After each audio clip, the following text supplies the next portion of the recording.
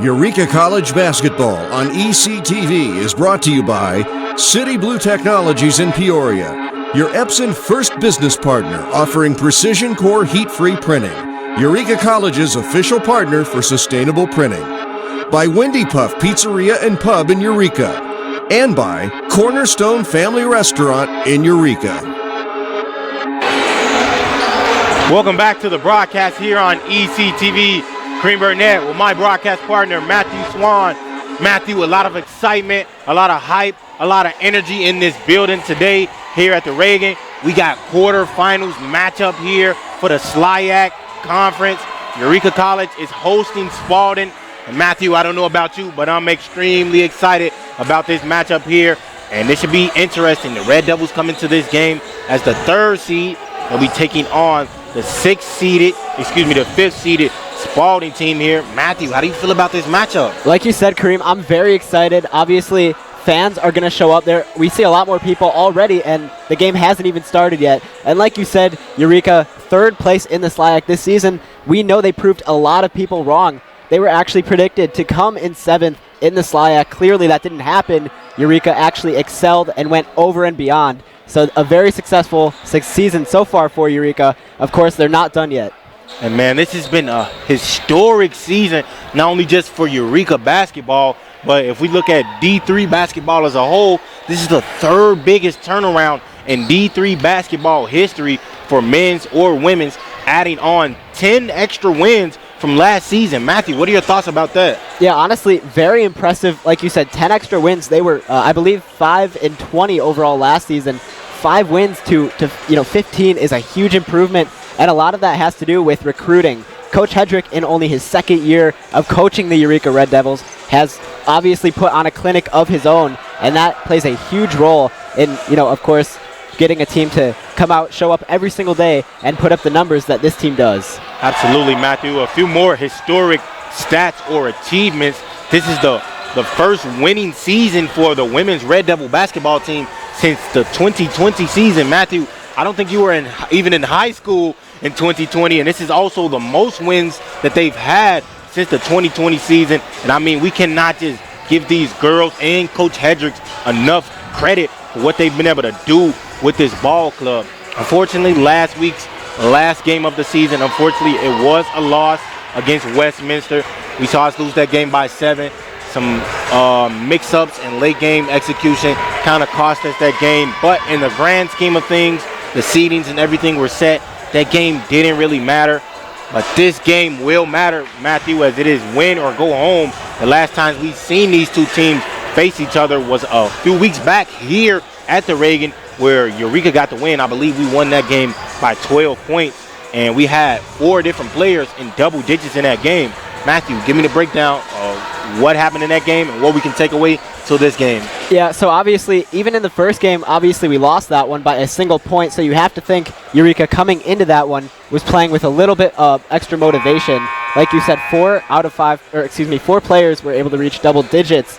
Obviously, that means we're shooting the ball really well. I believe Eureka actually comes in averaging around 70 points per game, which is quite impressive, and that's actually more than Spalding right now. So I think Eureka definitely has a good shot, especially here at their home court, to definitely put on a clinic.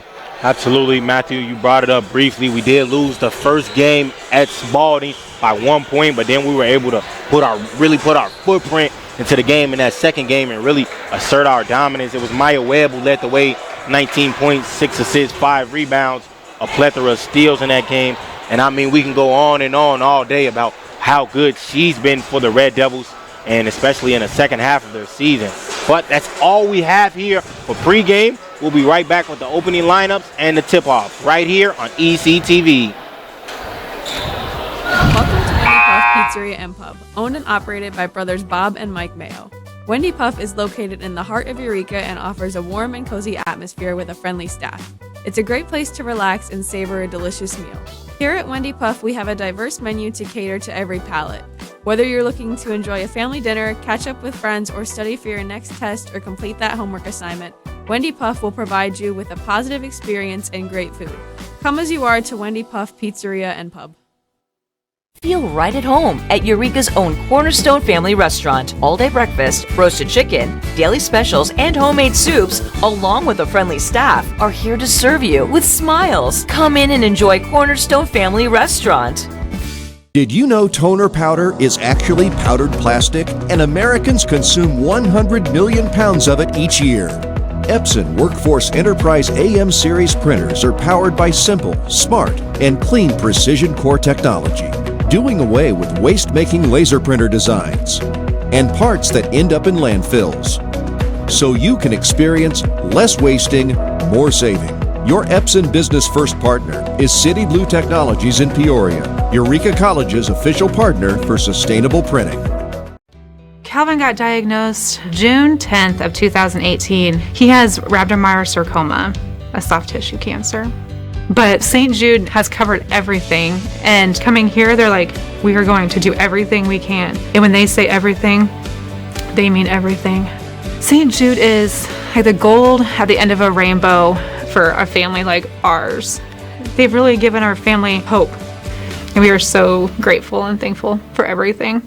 That our flag was still there. Oh, say does that star-spangled banner yet wave o'er the land of the free and the home of the brave.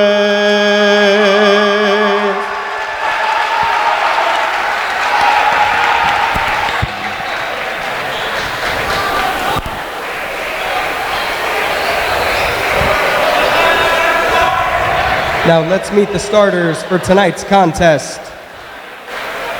At guard for Spalding, a 5'4" junior from Huber Heights, Ohio, number 0, Michaelia Lute.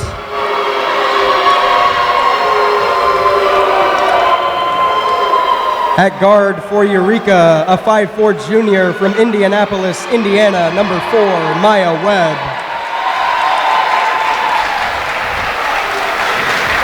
At guard for Spalding, a 5'5" junior from Berea, Kentucky, number 4, Isis Rogers. At guard for Eureka, a 5'8" sophomore from Los Animas, Colorado, number 23, Sierra Garcia Reich. At guard for Spalding, a 5'8" senior from Louisville, Kentucky, number 10, Sydney Rocky.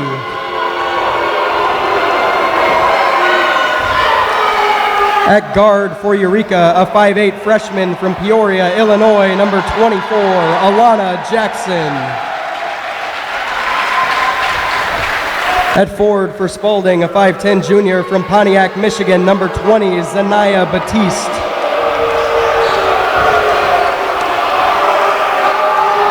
At forward for Eureka, a 5'10" junior from Metamora, Illinois, number 40, Elena Redgate.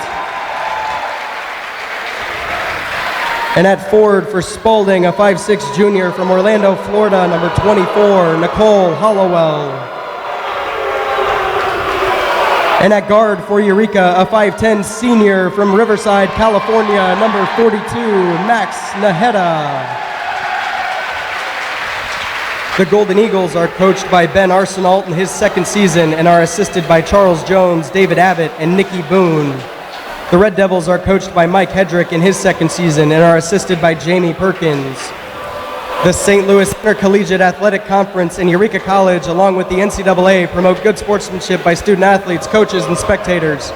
We request your cooperation by supporting the participants and officials in a positive manner. Profanity, racial, or sexist comments or other intimidating actions directed at officials, student athletes, coaches, or team representatives, as well as public intoxication, the consumption or possession of alcoholic beverages and tobacco products, are grounds for removal from the site of competition and other disciplinary actions. And here we go, Matthew. Quarterfinals tipping off now. Fans very excited. Reich, quick start. And Webb scores the first bucket of the quarterfinals for the Red Devils off an inside feed coming from Garcia Reich. And I mean, what a perfect way to start. Maya Webb, one of the highest scoring players on Eureka, gets things started. The highest scoring player on Eureka, averaging over 14 a game. Luke trying to work against Redgate, kicks out Hollowell. She drives, floater blocked by Redgate. And it's going to be pulled down by Nahara. Good save by Nahara there. And Matthew, you can feel this energy in the building. The crowd standing up, everyone on their feet. And it's radiating throughout the entire town of Eureka. And Redgate scores inside. Redgate had a season high 22 points a few weeks back versus this Spalding team. Completely asserted her dominance versus this squad. And it's stolen by Nahara. Jackson with it, gonna lose it. Yeah, Kareem, I was actually just going to mention, too, Elena Redgate led Eureka in points both games against Spalding. As you said, a 22 career high in the second game, 14 points in the first game, and a great steal. Jackson stole it away, all the way to the basket. No good, cleaned up Nahara. And Red Devils off to a quick 6-0 start. Spalding doesn't like it. They're going to call a timeout. We'll take one as well, then we'll be back with quarterfinals conference play here on ECTV.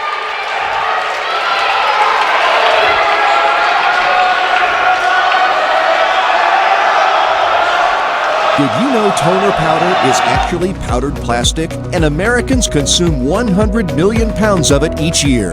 Epson Workforce Enterprise AM series printers are powered by simple, smart, and clean precision core technology, doing away with waste-making laser printer designs and parts that end up in landfills. So you can experience less wasting, more saving. Your Epson Business First partner is City Blue Technologies in Peoria, Eureka College's official partner for sustainable printing. And welcome back to basketball coverage here on ECTV. Kareem Burnett, Matthew Swan on the call. Matthews, SLIAC Conference quarterfinals for the women's division. Game one here, Eureka versus Spalding. Red Devils off to a quick 6-0 lead. Matthew, what have the Red Devils done so far in these first 2 minutes? Already they have gotten off to a fantastic start on offense and defense as well. We've seen Spalding try to make a few runs of their own in the very first few minutes of this ball game, and Eureka, their defense already showing hope in this game. And what I like, 3 different Red Devils players have already scored. It shows you they're not relying on a single player to make the important moves here. They have a team of 5 on the floor. They're willing to use all 5. And the Red Devils coming out with that energy early. Their defense has been their calling card all year. As we see now they go into a 2-1-1, a 2-1-2 press, and Jackson deflected that pass, averaging over 3.5 steals a game. Alana Jackson has been a defensive menace in the backcourt to go alongside teammate Maya Webb. Jackson's actually gotten a few SLIAC shout-outs because of how great her defense has been this season. Absolutely. It's Rogers with it now. Jackson picking her up, adding pressure. He's going to guard her the whole way. Kicks it Hollowell. Left corner, triple up. Hollowell won't go. Pull down Nahara. Ball deflected by Luke. Going to go up. And Luke going to get on the board here. Michaela Luke, the first basket for Spalding. That is a dangerous spot for the Golden Eagles to be in right now, right next to the Red Devils fans. And on top of that, Luke was surrounded by several Eureka players. Webb with it now. She had success in the previous game versus this Spalding team. 19 points. Jackson from deep. Won't go. Pull down Garcia Rice. Good offensive board there. Webb resets. Garcia Rice, top of the key. Triple. Won't fall. Nahara battling. Pulls it out. Back Garcia Rice. Webb with it. Way downtown. Won't go. Pull down Batiste. She had 13 rebounds last game out. And we're going to get a foul call, I believe, going against Elena Redgate battling injury, a left leg injury she suffered Saturday versus Westminster. We have class today. I asked her how was she feeling about her injury. She says she feels fine. Leg is just a little stiff, a little sore. So something to keep note of here.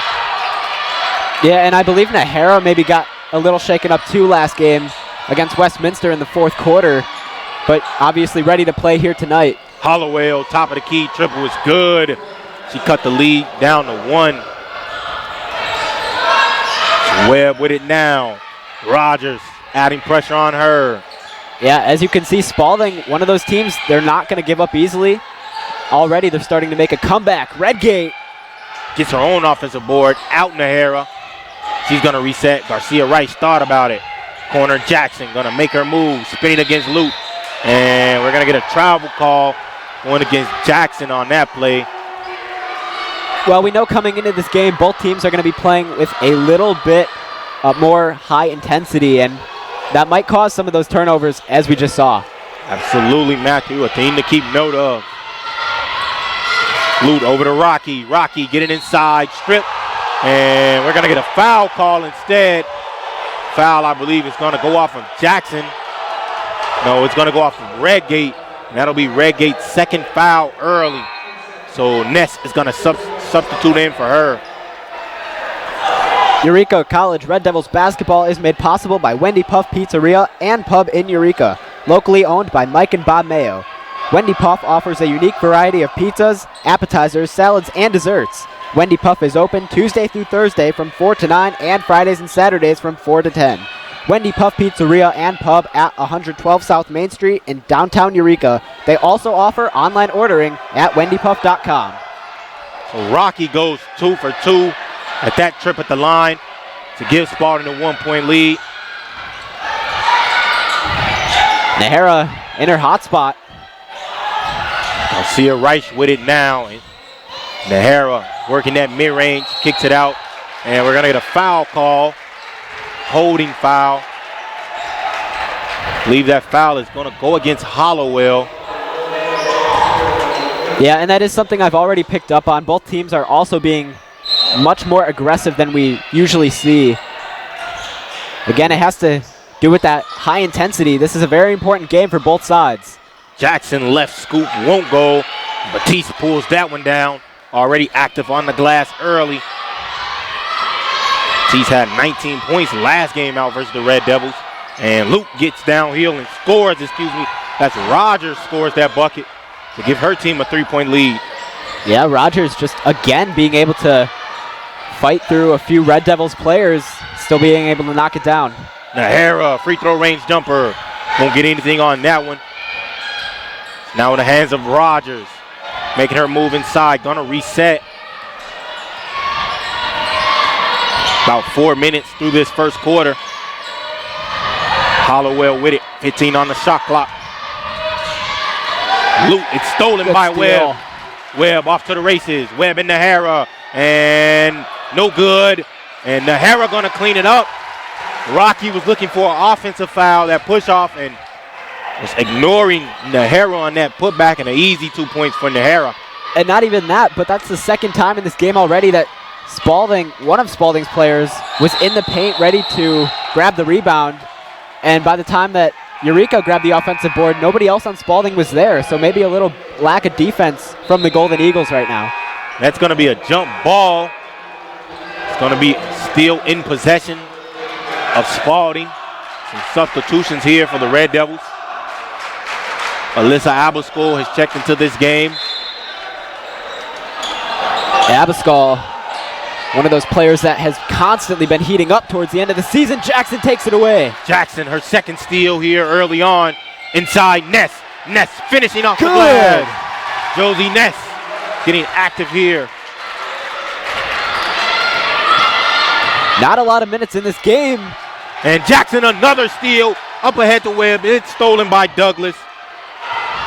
As I was saying, not a lot of minutes in this game for Ness. She already has 2, and there's a mismatch on Eureka's defensive side. I think that was Batiste with that basket there.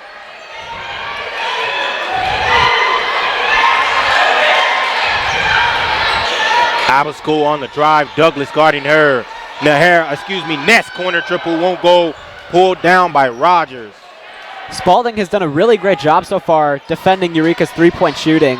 And of course, that's something we're going to hope to see them kind of start to pick up on a little bit moving forward.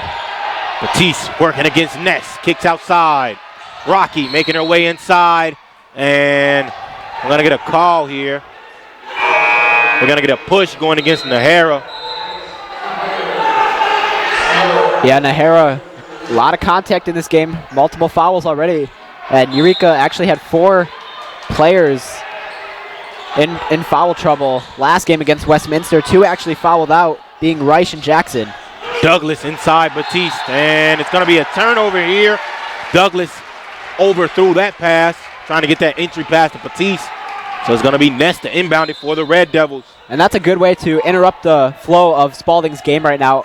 Obviously, they've been on a little bit of an offensive run, but that's a good way to get Eureka to take things back into their initiative. Abascal wide open, won't go. It's going to ring in and out. Batiste will pull down that rebound. Rocky making her move against Garcia Rice.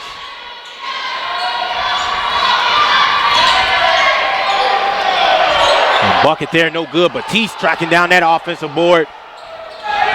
Rogers kicks Douglas. Douglas getting to the mid-range. High arcing midi, good. Gabby Douglas getting on the board here for Spalding. Yeah, and that's what Douglas is good at. She is able to have a high arc in her shot, as we see, and still be consistent. Ness not able to score through that load of contact. Rogers pulls it down.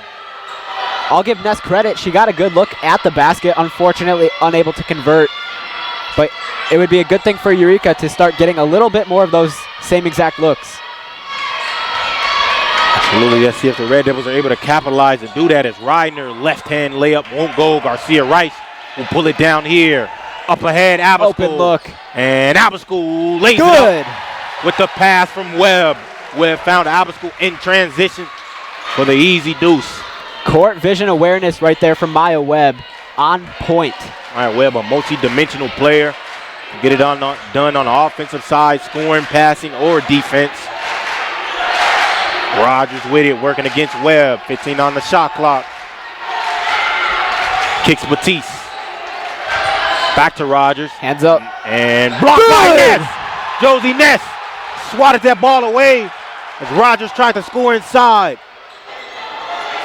Josie Ness, so good at getting those blocks. Webb from deep. Won't go. Pulled down by Ness. Backdoor cut. Garcia Rice and good. Red Devils back on top with that backdoor cut from Garcia Rice. Well, like I said, there's the momentum back in Eureka's direction. Rocky with it. Hands off to Douglas. Red Devils are down 3. Now back up 1 after leading this game 6-0. They're starting the first minute and a half. Nearly stolen by Ness. And the Red Devils are super active in those passing lanes, Matthew. Really not letting Spalding just pass the ball however they want. Yeah, we've seen that all season long as we take a look at the replay. Ness tracking that ball all the way down. But back to what you were saying, Eureka's made it so difficult for their opponent to even inbound the basketball, as we almost just saw Wilcox take that one away. And we're going to get a jump ball, and it's going to be Red Devils basketball. As Spalding got the last jump ball. And another forced turnover there by Red Devils. Abascal getting after it on that ball. Yeah, you cannot let your guard down, especially here on the road if you're Spalding right now. Eureka already forcing 6 turnovers, and it's still the first quarter. Alyssa Abascal with it now. The transfer from Greenville. Hands off Nahara. Nearly lost it. Gave it to Ness. Ness fakes the handoff. Gets inside. Through the contact. Wow. Good! Josie Ness takes the bump and finishes. A no call, but it didn't matter. Like you said, Kareem, able to play off of the contact and still knock it down. What a play. Now in the hands of Rocky. Nahara guarding her. Rocky trying to go one-on-one. Great. Ness on the help side. Stripped it. And Wilcox going to get caught with the blocking foul. It's over-aggressive as she tried to track that loose ball down. That was in the hands of Batiste. Well, I will say Eureka's done a great job at staying within themselves. It's still very early on, so it is still anybody's game, but Eureka was trailing a little bit and able to come back and currently up by 3.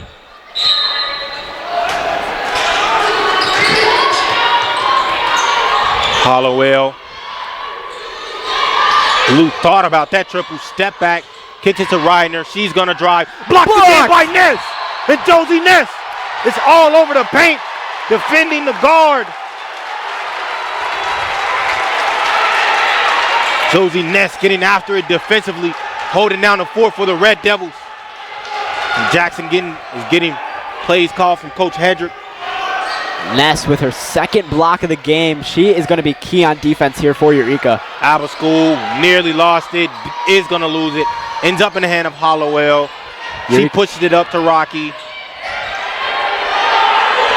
Red Devil smothering her inside Batiste. Hands up. Ridner wide open, good. Ridner cashes it home from deep. We're all knotted up at 16 apiece. Eureka can hold on to the basketball for the remaining 20 seconds of this game. Nahara with it. Quarter. Wilcox. She subbed in about 2 minutes ago. Corner Abascal.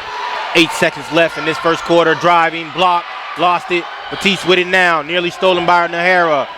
Rocky with it. Gets it over the loop. And gonna run out of time here. Hollowell triple won't count. We're all knotted up at 16 apiece here. That's the end of the first quarter coverage of the SLIAC Women's Quarterfinal. We'll be right back with second quarter coverage here on ECTV. Wendy Puff Pizzeria and Pub, owned and operated by brothers Bob and Mike Mayo. Wendy Puff is located in the heart of Eureka and offers a warm and cozy atmosphere with a friendly staff. It's a great place to relax and savor a delicious meal. Here at Wendy Puff, we have a diverse menu to cater to every palate. Whether you're looking to enjoy a family dinner, catch up with friends, or study for your next test or complete that homework assignment, Wendy Puff will provide you with a positive experience and great food. Come as you are to Wendy Puff Pizzeria and Pub. Feel right at home at Eureka's own Cornerstone Family Restaurant. All-day breakfast, roasted chicken, daily specials, and homemade soups, along with a friendly staff, are here to serve you with smiles. Come in and enjoy Cornerstone Family Restaurant. And welcome back to coverage here on ECTV. Kareem Burnett, Matthew Swan on the call. We got SLIAC Conference quarterfinal play here. Red Devils hosting Spalding. For everyone just tuning in, we're knotted up at 16 apiece. Matthew, give me the breakdown. What happened in that first quarter? Yeah, both teams obviously off to a very aggressive start, and that's expected. It's a playoff game. We are bound to see a lot of intensity, and most likely it will continue throughout this game. One thing I do want to point out is that there has been a lot of back and forth, and it's early. Obviously, the end of the first quarter, both teams tied at 16 apiece, but that just shows you how much each team wants to win this ball game.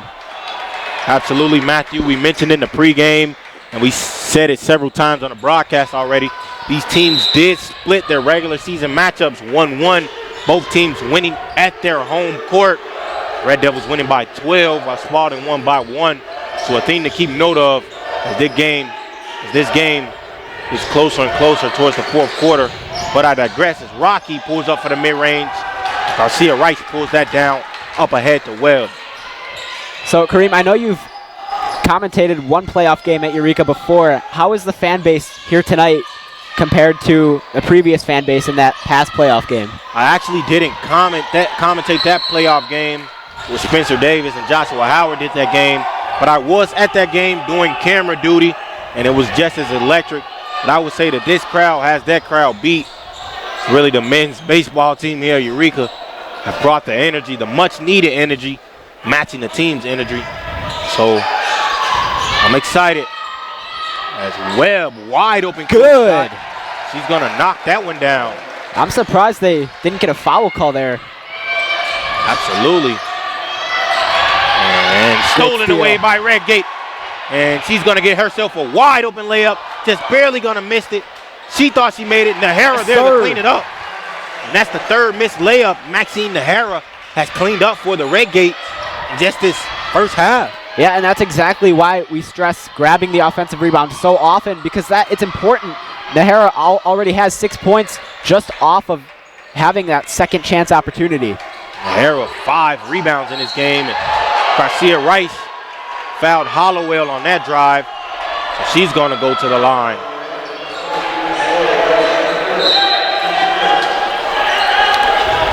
Eureka College Red Devils basketball is made possible by Cornerstone Family Restaurant of Eureka, locally and family owned for nearly 25 years by Michael and Donna Sweeney. Cornerstone Family Restaurant serves breakfast, lunch, and dinner every day. They are open Monday through Saturday, 6 a.m. to 8 p.m., and Sundays, 8 a.m. to 2 p.m. You can dine in, carry out, or order online. Cornerstone Family Restaurant is located on Center Street on the west edge of Eureka. You can get more information or order online at cornerstone-family-restaurant.com.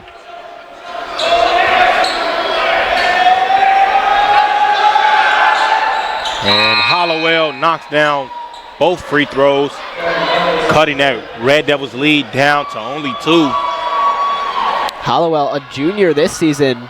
She's actually had, in 2 different games, she's been selected as the Aero Safety Player of the Game. You can imagine she's not the only one who's had that honor on the Spalding team. Lily Hollowell, a very effective player, as you mentioned, the junior. Maya Webb, good kick out pass. Jackson wide open, not gonna make it. Pulled down by Lute.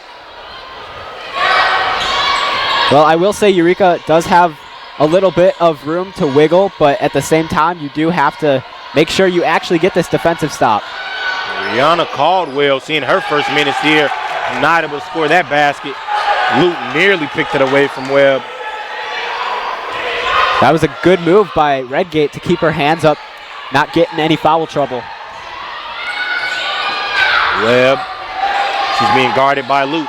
Nahara with it now. Over Rocky, jab step back, midi, won't fall. Pull down Garcia Rice. Offensive board. And Garcia Rice gonna get hit with a double dribble. Maxine Nahara advocating for a teammate that she might have been pushed.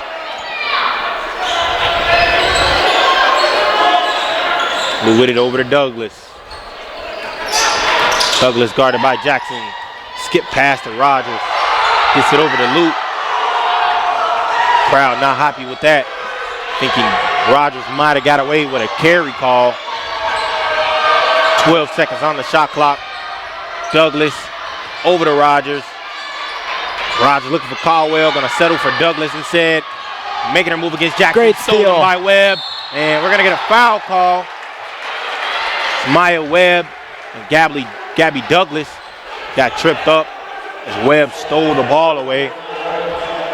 And that's another mental mistake by Spalding. Douglas taking a little too much time on that drive. She realized she only had about 5 seconds left to make a play, and by that point, Webb already all over Douglas. And Hara gonna inbound it here.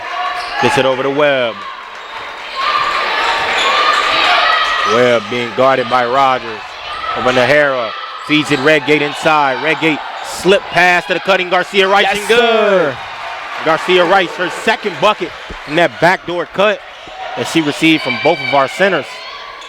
Ball movement is becoming a huge play for Eureka right now, and another lack of defense moment. Caldwell completely open as Redgate slid over to help on that defensive play, leaving Caldwell with all the space in the world. Yeah, that's the second time we've seen Spalding have that same exact opportunity. And we're gonna get a jump ball.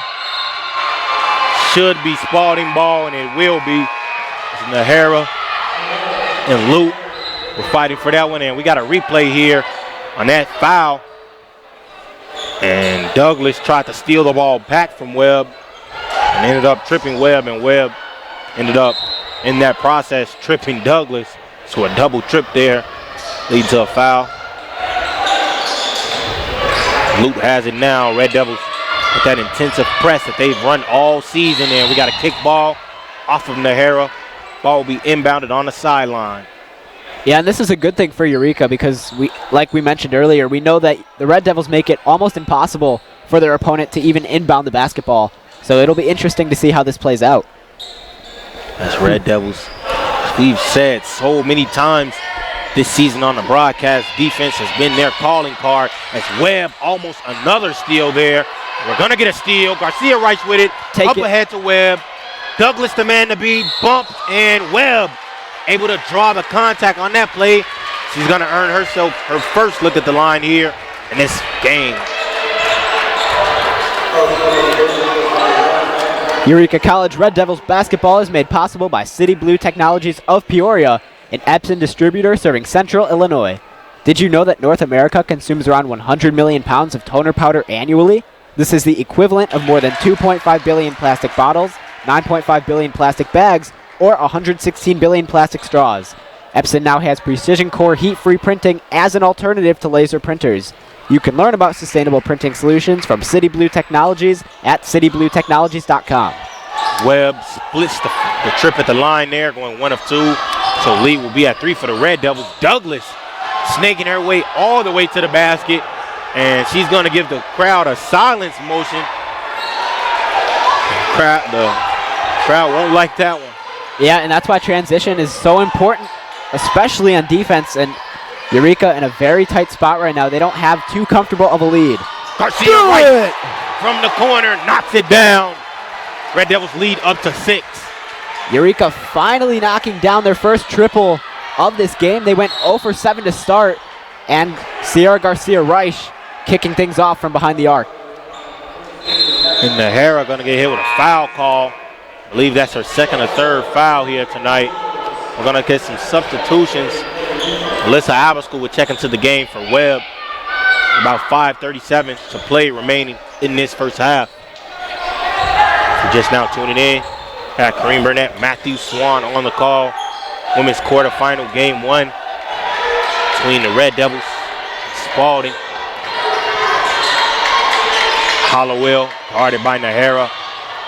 Rocky bounce past Batiste. Batiste up and over Nahara. And Batiste gonna score the basket there. Yeah, Batiste weighing out her options a little bit on that play. Looked like she was deciding whether to pass it off or go up for the shot. Nahara with it over to Jackson. Jackson driving inside. Spinning, scooping. Won't get that one. Hollowell gonna pull it down. Red Devils instantly on it defensively. Up ahead to Rocky. She makes her move. Scoop layup. Won't go. Pull down Nahara. Nahara pushing it center court. Gets it over to Jackson. Jackson thought about a triple. Over to Nahara instead. And Nahara going to get hit with a travel call. That call for moving her pivot before that jab step. And some more subs here for the Red Devils. Actually, we're going to get a timeout. We'll take a quick timeout ourselves, and we'll be right back with second quarter coverage here on ECTV. Did you know toner powder is actually powdered plastic, and Americans consume 100 million pounds of it each year? Epson Workforce Enterprise AM series printers are powered by simple, smart, and clean precision core technology, doing away with waste-making laser printer designs and parts that end up in landfills, so you can experience less wasting, more saving. Your Epson Business First partner is City Blue Technologies in Peoria, Eureka College's official partner for sustainable printing. And welcome back to the broadcast here on ECTV. Kareem Burnett, Matthew Swan covering the SLIAC Women Division quarterfinals here. Red Devils up by 2 in this game, 26-24, with a little over 4.5 remaining in this second quarter. Matthew, before we went to break, giving a breakdown of what you were seeing from the Red Devils. Yeah, so Eureka is starting to find a little bit of a path going forward. We finally saw them knock down their first triple of this game on account of Sierra Garcia-Reich. And, of course, it's been very close all game. Still early, but the Red Devils are starting to respond offensively, and their transition getting back into defense is picking up as well. Absolutely, Red Devils been at it both sides of this court. You said we struggled shooting the 3 ball here tonight, just 1 of 8, but we've been able to do other things productively as we've already forced 9 turnovers and only about a quarter and a half played here in this first half. Yeah, and that's one of the greatest things about basketball, too. You don't need to be, a really great three-point shooting team because, like you mentioned, there are other ways to contribute, and that's exactly what the Red Devils have done here tonight. Rocky with it now. Bounce pass to Rogers. Rogers swings it way across court, and that's going to go out of bounds. Rogers was looking for someone in that corner that she never found. I believe the ball rolled all the way out of the tunnel into the lobby area. Yeah, and when you want to pass across the court like that, you have to be sure that you need to be 100% sure that you're going to make that pass. Absolutely have to have some precision with your passing, be precise with it. In the hands of Webb over to Abascal. Garcia Rice cutting, Wilcox from deep, and that one won't go. Pulled down by Batiste, and we're going to get a foul going against Ness. It's going to be an over-the-back foul call. ref is motioning that she might have tapped Batiste in the head as she was trying to battle for that board. Yeah, it is still early in this game, and I believe right now Eureka has 7 fouls already, so not a huge deal, but again, just one of those things you want to pay close attention to. Rogers over to Lute. Lute is being guarded by Wilcox. Loses her dribble for a moment. Gets it over to Rogers. Rogers trying to go up and over Webb. Webb is there defensively. 7 on the shot clock now. Back in the hands of Lute. Wilcox guarding her. Step back. Webb. Hollowell won't go. Pulled down by Wilcox. Another great defensive stop by Eureka. They're not really letting Spalding get any good looks at the rim right now. And a risky pass there by Wilcox is stolen away by Hollowell. Hollowell over to Rocky. Rocky, she's being guarded defensively by Garcia Rice. And I believe we're going to get a foul call going against Garcia Rice. A blocking foul. I believe that was actually Wilcox. And Nahara coming into this game for Garcia Rice. And Hollowell going to come out of the game as well in favor of Douglas. And we got Zarello, Alyssa Zarello checking into the game. Seeing her first minutes here. Quarterfinal play. She comes in for Wilcox. Yeah, I will say, I feel like Zarello's been slept on a little bit. We know that she's had a few games where she's dropped double-digit points coming off of the bench. Absolutely, Alyssa Zarello, another one of those Swiss Army knives here for the Red Devils. Douglas gets inside, and she's fouled by Ness. She's going to go to the line to potentially tie things up for Spalding. Well, I'll be honest, that's the move right now for Spalding. It looks like, as I said, Eureka isn't really letting the Golden Eagles get to the rim. So what better way to draw contact and get yourself a chance at the line? Absolutely, and Alana Redgate checking back into this game in favor of Josie Ness. As we mentioned, Alana Redgate had success both games, going in double figures both games against Spalding. And Douglas misses that first look at the line. Getting some play calling here from Lute. Douglas, a freshman at Spalding, in her first year at the university. I'd say she's put on a really good show for not only her team, but the fans. Douglas missing both of those free throws there. Now in the hands of Nahara. Swing pass Webb in the corner. Sets her feet. They're going to dribble it out. 15 on the shot clock. Over Nahara. Pull up midi. Good. Maxine Nahara getting to her sweet spot and knocking down the midi. Something we've said countless times during this basketball season. Nahara, as you said, able to knock one down in her sweet spot. We know that she's taken a few shots already. Finally, she looks like she's starting to get a little comfortable on the floor. Batiste with it, top of the key. Gives it off to Douglas. Douglas denying the screen, going up against the Good move. Won't make it. Batiste pulls it down. Lute out for the long two, and we got some confusion of play. Refs talking things over here about the play call. Still not quite sure what was called. We've seen no hand motions or signals. Just one ref pointing in the direction of Batiste.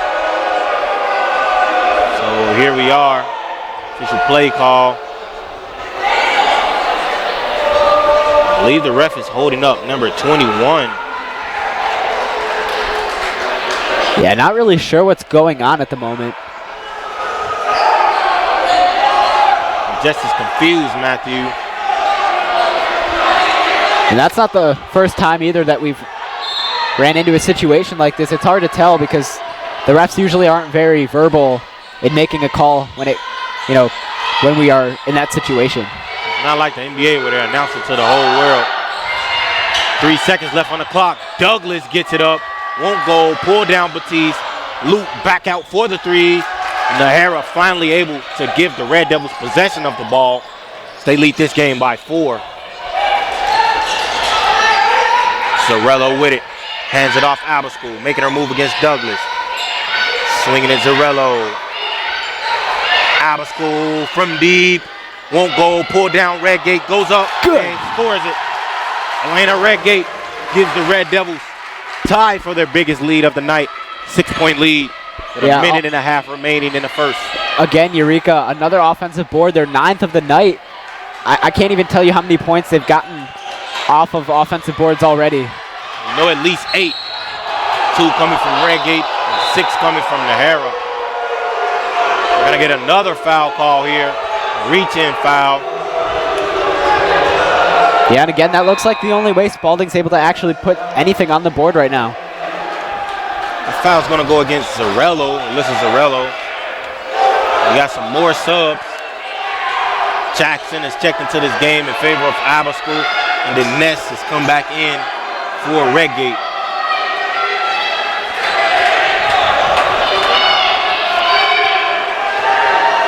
Douglas has had countless trips at the line already in this game, and we're not even through a single half. She has a season high 16 points. That was a road game against Principia early in December of last year. Coach Mike Hedrick running a 9-woman lineup here in this playoff game. 9 different Red Devils have seen the floor so far. Ness with it now. Gets it in the, Nahara got it in the Ness. My apologies for that mix-up. Zarello picks up her dribble. Webb with it now. 10 on the shot clock, making her move, and I'm going to get a foul going on the floor. That foul going to go against Rogers. I like the fact that Eureka is not rushing into getting a shot up. Like I said, ball movement has been really efficient for the Red Devils in this game. And they're not just trying to rush, they're waiting to get a good look at the rim. Nahara to inbound it, gets it in Garcia Rice. Hands off Jackson. 15 on the shot clock, about 52 on the game clock. And Jackson is fouled on her way to the cup, so she'll get free throws. Yeah, we've seen both Jackson and Webb take a few hard shots to the ground, really sacrificing their bodies. Donna Jackson, her first look at the line here. No basket scored in this game, but she does have 3 assists to go along with 3 steals. Jackson not able to make that first one there. Jackson coming into this one, averaging just over 4 points a game. It's really Jackson's defense, and she missed both free throws. The ball pulled down by Nahara. And we're going to get a jump ball. Ball going to go in favor of Spalding. And we're going to get a timeout here from Coach Hedrick to talk it over. So we'll take a quick break ourselves, and we'll be right back for these final 50 minutes of play here in the first half on ECTV. The airwaves just got a refresh, and you need to spin your dial to 103.1 to find out. EC 103.1 is your latest and freshest option at your disposal, with the latest alternative rock hits, new personalities, and live sporting events at Eureka College. With an award-winning pedigree, EC 103.1 will quickly be the only thing you want to hear on your radio.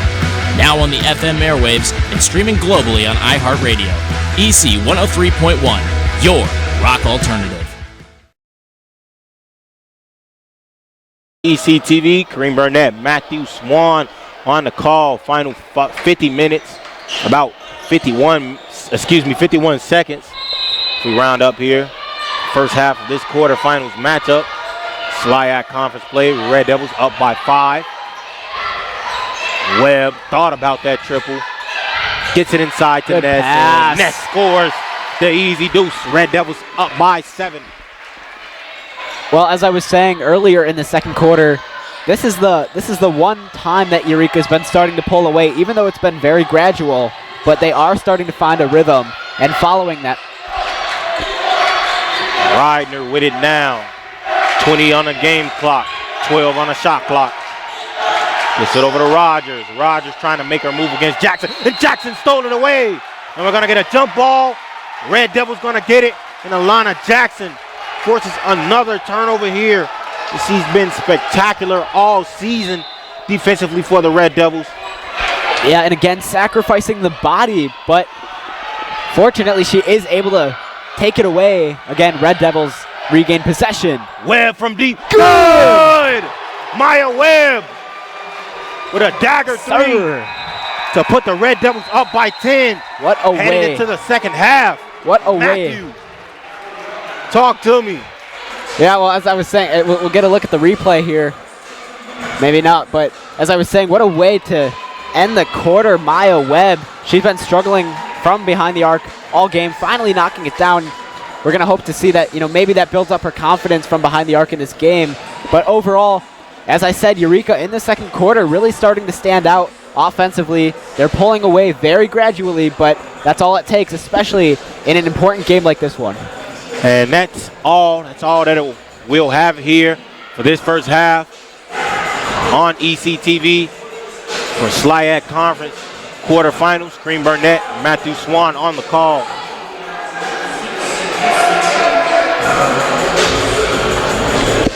Passion's love. Passion is love for what you do. Because I think when you face challenges, it comes down to how much you want it and how much you love it. Passion is what keeps you going forward. Seeing so many people that were like-minded and so hardworking in their sport and academics, being surrounded by like-minded people makes you want to be more passionate. I think it pushes you to a different level that maybe you didn't think you had, and you can do the best of both worlds and love all of it.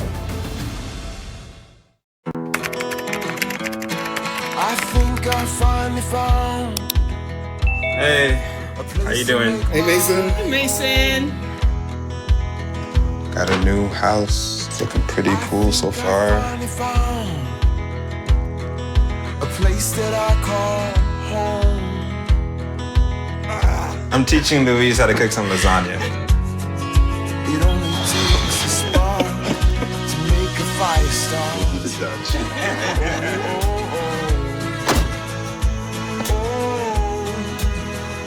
Thank you. Study, please.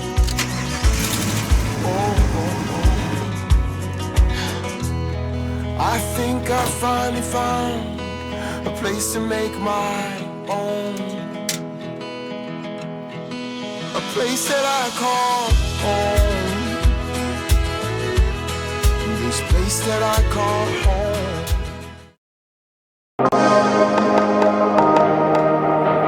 Hi there. I'm Sean Sandrock, and I'm a sophomore here at Eureka College, studying political science and history with a pre-law emphasis and music vocal performance. And I'm going to be showing you around campus today.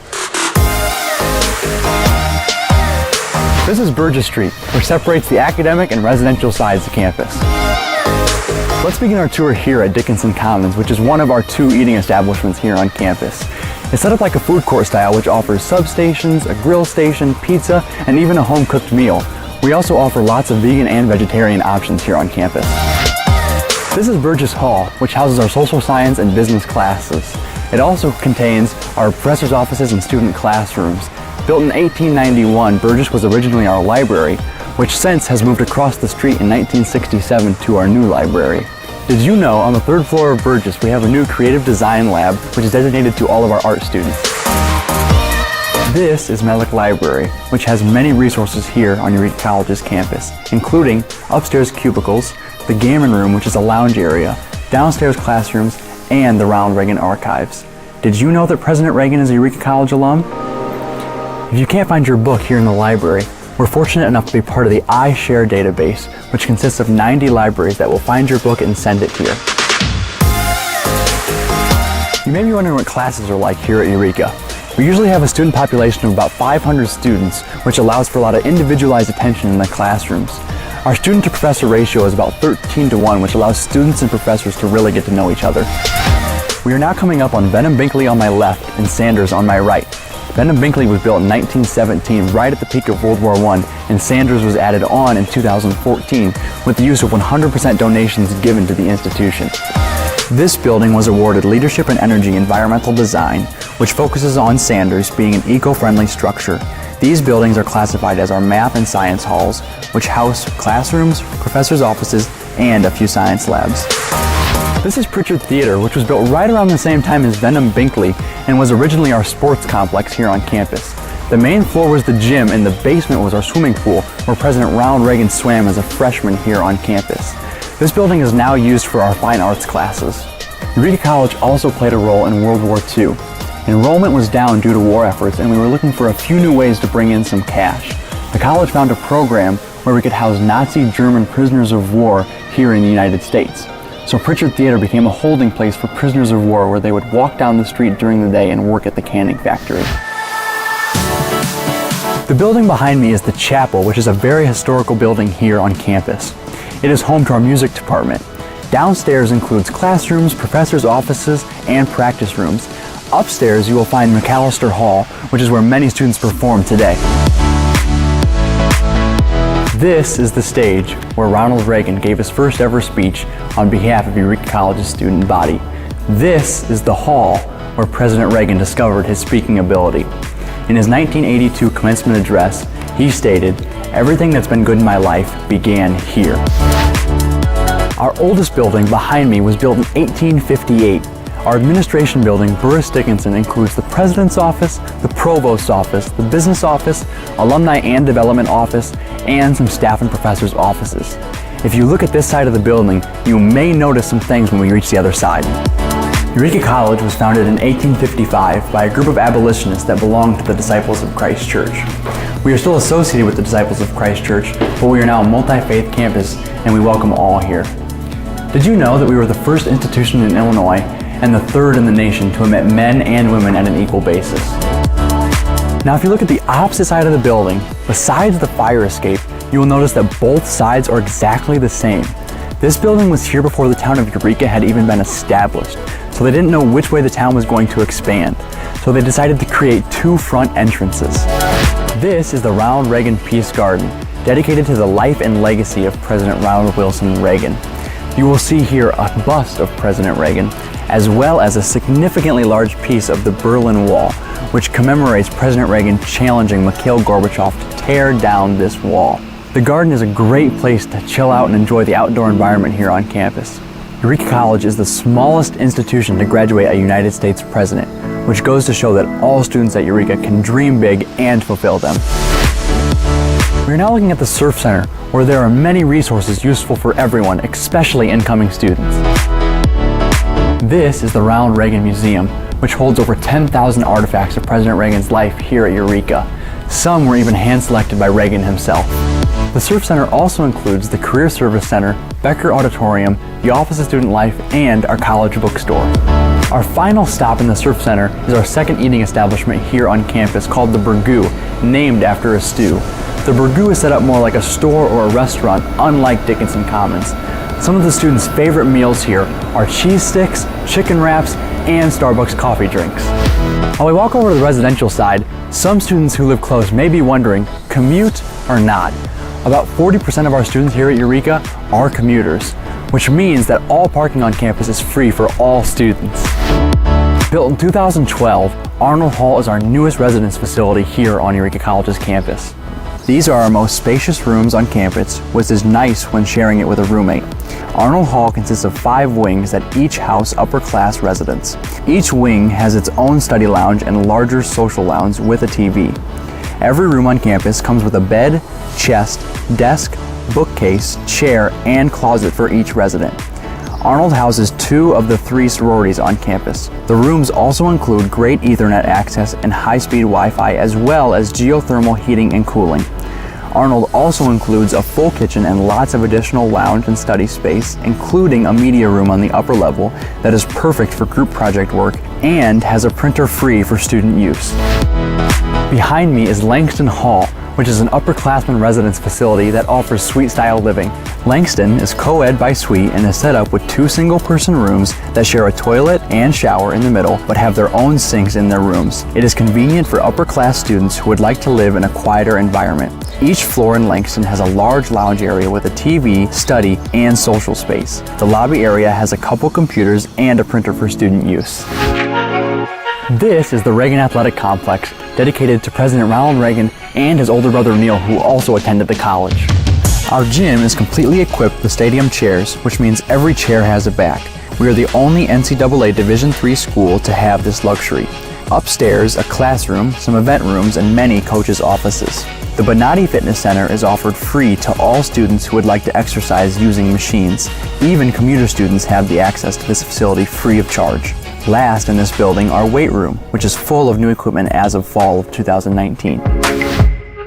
Just outside the Reagan Athletic Complex, we have our football and soccer field, as well as our baseball and softball diamonds. The football and soccer field was converted into AstroTurf, and it also includes a Megatron. Here at Eureka College, we have many different athletic teams that compete throughout various times of the year. To my right is Founders Court, which is predominantly a freshman residence hall. Both of our freshman residence halls are set up to be limited occupancy so students can get to know each other and create a community value.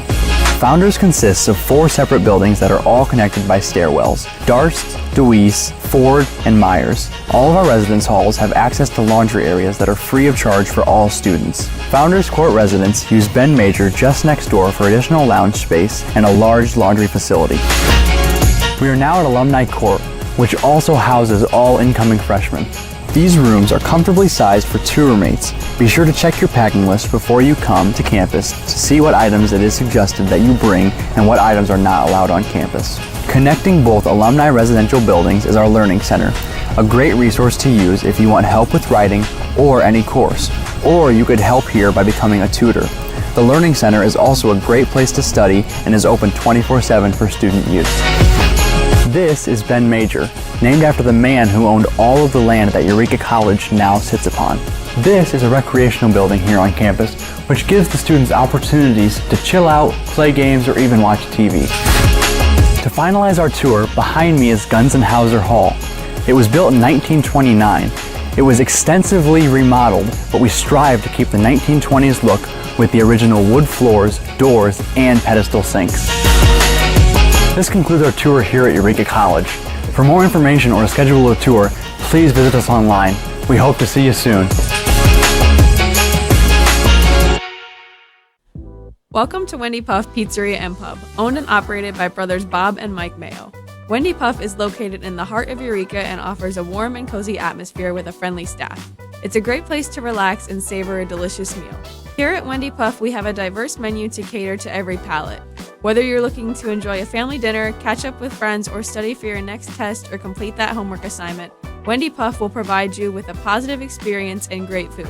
Come as you are to Wendy Puff Pizzeria and Pub. Feel right at home at Eureka's own Cornerstone Family Restaurant. All-day breakfast, roasted chicken, daily specials, and homemade soups, along with a friendly staff, are here to serve you with smiles. Come in and enjoy Cornerstone Family Restaurant. Did you know toner powder is actually powdered plastic, and Americans consume 100 million pounds of it each year? Epson Workforce Enterprise AM series printers are powered by simple, smart, and clean precision core technology, doing away with waste-making laser printer designs and parts that end up in landfills, so you can experience less wasting, more saving. Your Epson Business First partner is City Blue Technologies in Peoria, Eureka College's official partner for sustainable printing.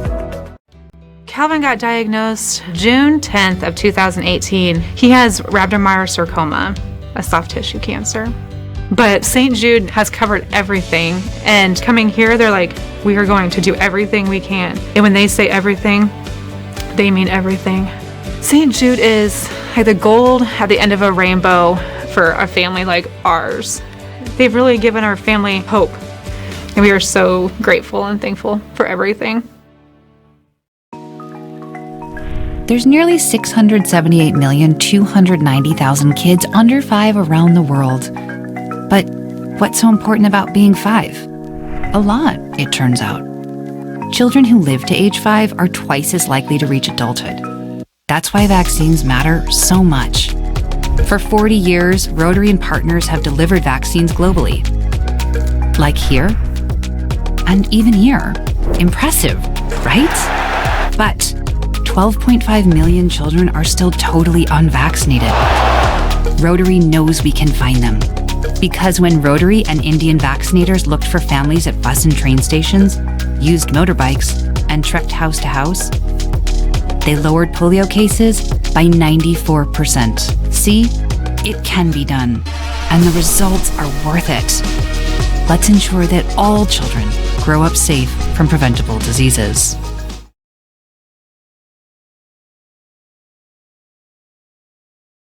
In the SLIAC quarterfinal tournament against Spalding University, a very back and forth type of game to start, but Eureka pulling away towards the end of the second quarter.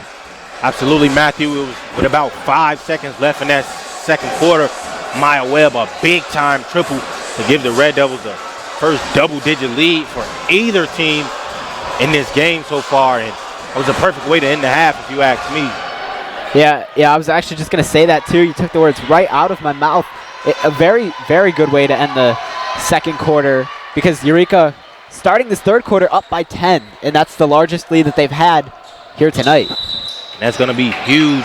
Seeing the Red Devils start this game off 6-0, now up 10. Spalding was started in the second half. Let's see how these Spalding women come out, fight back, and Batiste misses that early, gets her own rebound, her 7th offensive rebound of the game, and Luke gets that floater to go. Batiste was absolutely dominated in that first half on the glass. I will say Eureka has shot a lot better from the field in that second quarter compared to the first quarter. And it was Maya Webb matching Luke floater for floater. She pushes the lead back up to double digits. Steal there by the Red Devils. And it's going to be Hollowell picking it up. And she's trapped.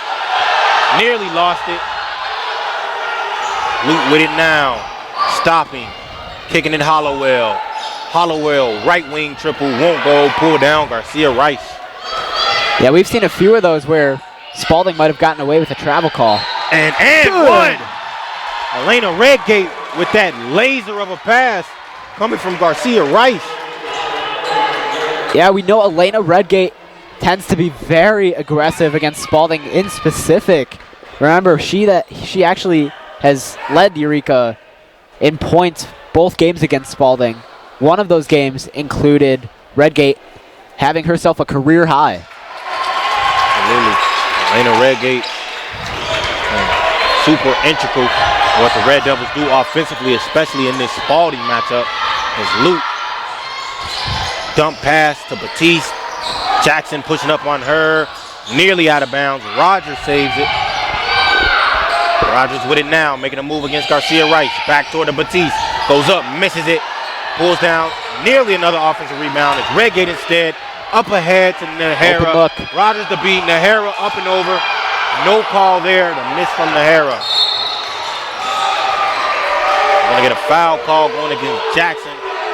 She tried to stop the basketball on that steal. Well, Nahara hasn't really gotten any calls, it looks like. To be honest, it seems like she's gotten tangled up in a few encounters and no call in any of them.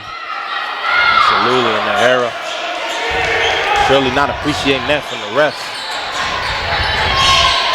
Rogers has it now with Batiste. Even to start out this third quarter, though, it looks like Eureka is playing with a lot more control. They have a plan coming out, so it definitely shows. Pulls up over Redgate, no good.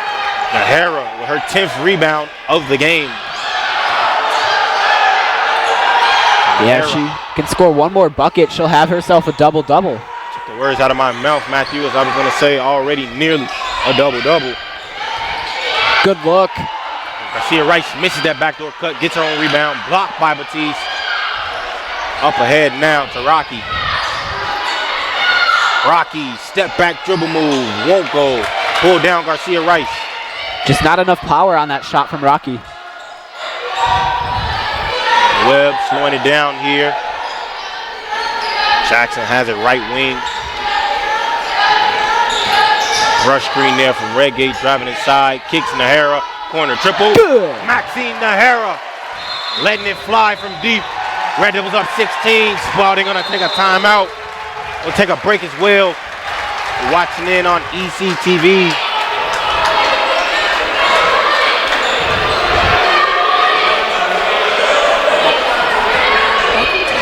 Pizzeria and Pub, owned and operated by brothers Bob and Mike Mayo. Wendy Puff is located in the heart of Eureka and offers a warm and cozy atmosphere with a friendly staff. It's a great place to relax and savor a delicious meal. Here at Wendy Puff, we have a diverse menu to cater to every palate.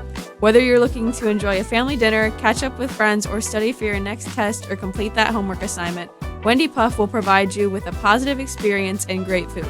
Come as you are to Wendy Puff Pizzeria and Pub. And welcome back.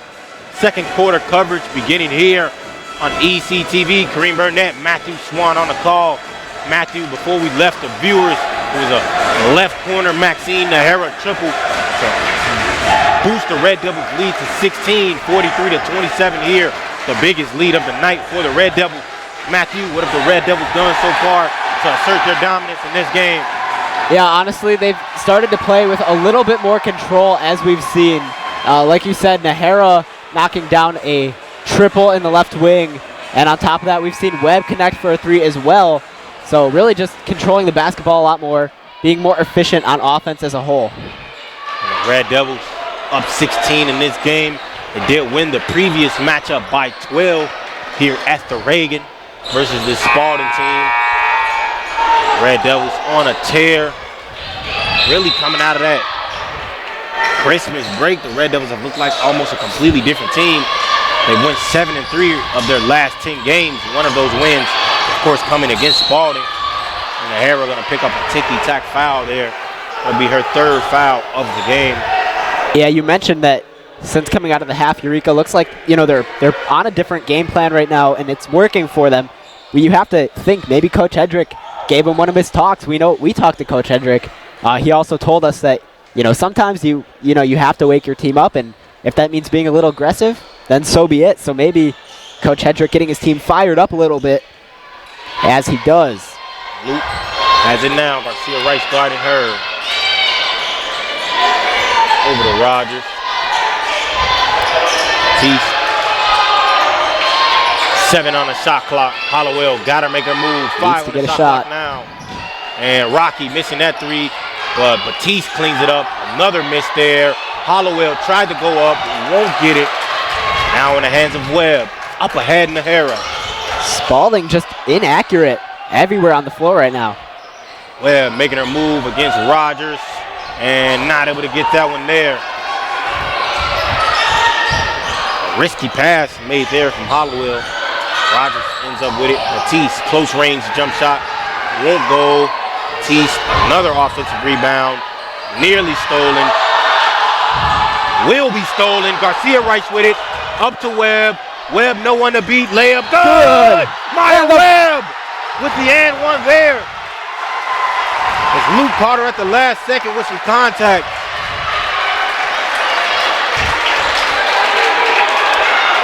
What a great play there, Matt. Defense leading to offense. I was just going to say, both teams fighting for the basketball. It looked like for a second we didn't know who was going to get it. And with the right deflections, Eureka able to take it away. And, of course, Maya Webb knocking down 2 points and a potential three-point play. Red Devils now up 18. That's Maya Webb, 12th point of the game, with a chance to make it 13 and a 19-point lead. She does exactly that. Maya Webb pass money from the line. Yeah, Eureka's really starting to break away here. Absolutely, Red Devils come out of this second half. Dominated it. Spalding only has 2 points in these first 4 minutes of play. We're gonna get a push call.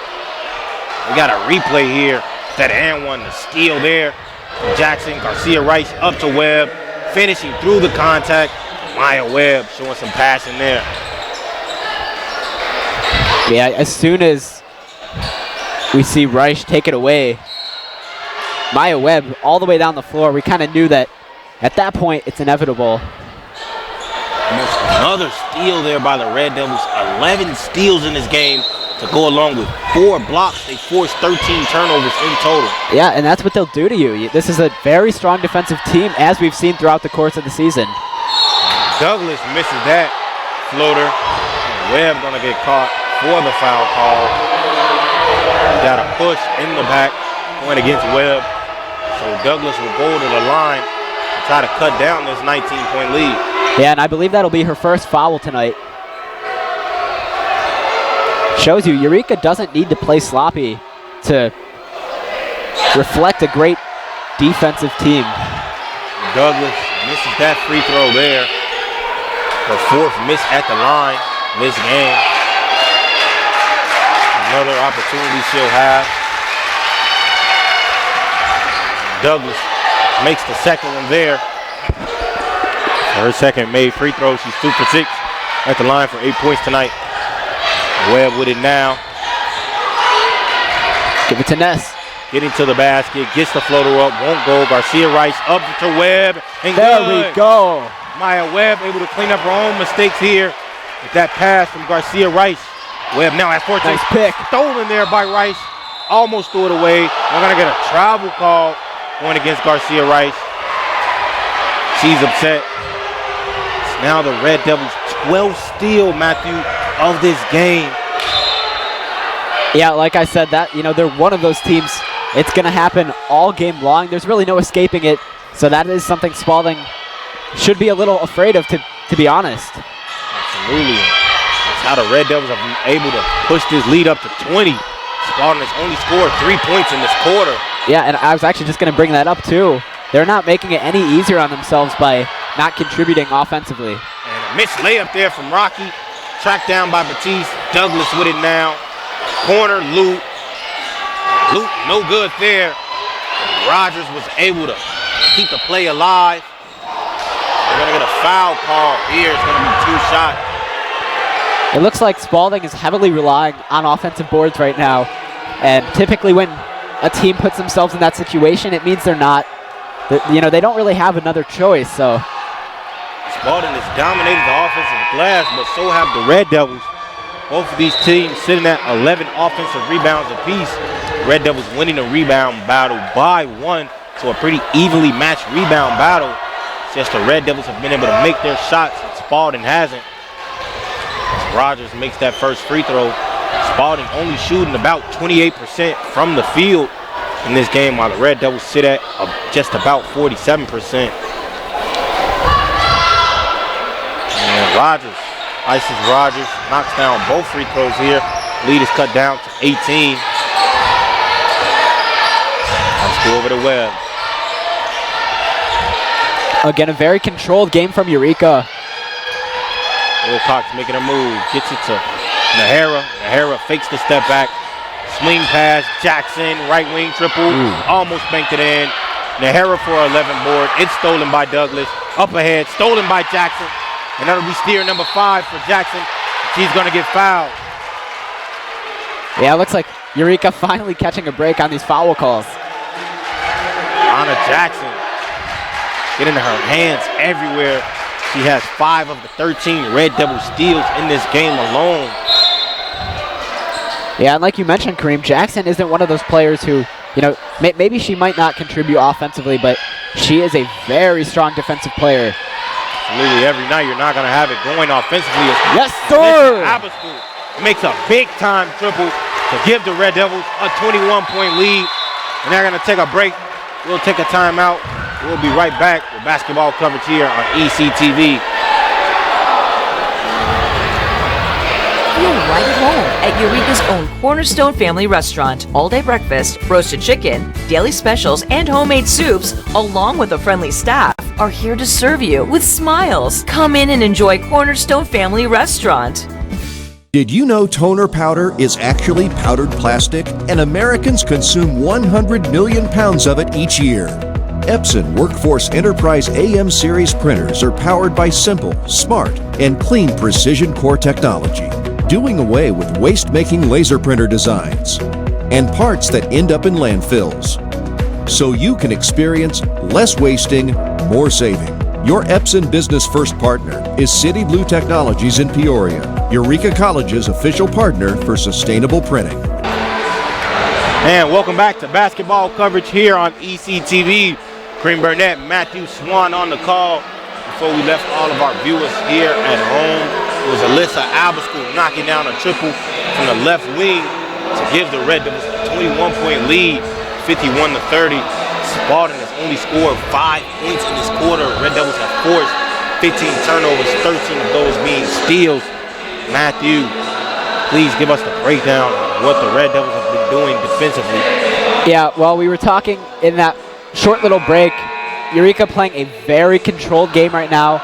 They have a game plan and they're following that plan. They're delivering when needed, and like we've seen especially in the second quarter, but carrying over through this third quarter, they're pulling away very slowly, but it's working. And like I said, right now Spalding just beating themselves up a little bit.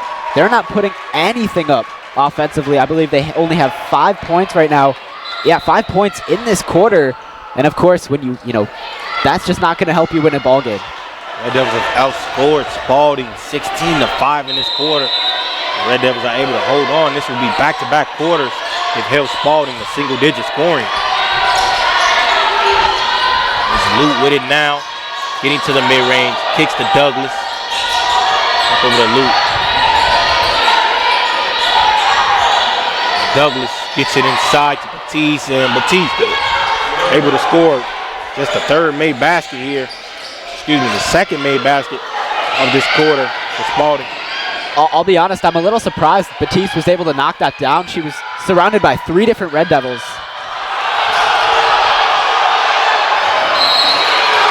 We're going to get a push foul going against Jackson, but I would have to agree with the Red Devils. That ball was going out of bounds, and one of the refs got in the way of the ball going out of bounds and really saved the ball. We have to get a second look at that play there. And we also got a push from Douglas after the play against Jackson. We know last game here at the Reagan, Douglas was actually teed up. She got a technical foul for pushing Alyssa Zarello. Those two got into an entanglement a few weeks back. Yeah, Eureka just not really getting any of the calls, at least going their way. Luke actually going to shoot free throws on this. That actually reminds me, I will say Lute in that away game against Eureka, she was a little aggressive to say the least, and it caused a lot of arguments on the floor between both sides. I'll leave it at that. This is something that's been kind of brewing all season, this back and forth aggression, tenaciousness between these two ball clubs. The third matchup here of the season. Each matchup has had some sort of incident or back and forth. Obviously, I don't think it's anything personal or dirty. It's two aggressive teams in the midst of battle. Well, we can see Spalding pressing a lot more aggressively. Good left hand. Alana Jackson. Her first basket of the night is a contested left hand layup. Lute with it now. A little over 3 minutes of play remaining in this quarter. Lute nearly stolen by Jackson. Douglas, corner pass to Lute. Lute isoing against Jackson. Stripped by Jackson. We're going to get a foul call there. Alana Jackson stripped the ball down. We got a replay to see what happened earlier. You see the ref looked like he stopped that ball from going out of bounds as it hit the back of his left foot. Lute back of the trip at the line here. Jackson was called for a foul. And Lute misses that first one. Yeah, the only thing I'll actually add to that play is that here at, the Christine Bonatti Bullwinkle Arena, there's not a lot of space in between inbounds and out of bounds. So that's maybe just not a good spot for the ref to be in to begin with. I would have to agree with that agree with you on that one, Matthew. But it was now up 18. Lute was able to knock down that second free throw. Garcia good pass. Skip pass. Almost lost it. Jackson picks it up. Over the web. Take her time here. O'Hara with it now. 10 seconds on the shot clock. Red Gate with it. 5 seconds on the shot clock. Red Devils got to get it up. Garcia Rice behind the arc. Almost banked it in. Douglas snags down the rebound. She pushes it center court. Getting all the way. Gets it up. And another late whistle as Red Gate is going to be hit with that foul call. Well, like I said, that's all Spalding can do right now. That's the only way they're contributing and putting points on the board. Absolutely. Spalding, I believe, only scored 2 field goals this entire third quarter. 6 of their 10 points coming at the free throw line here.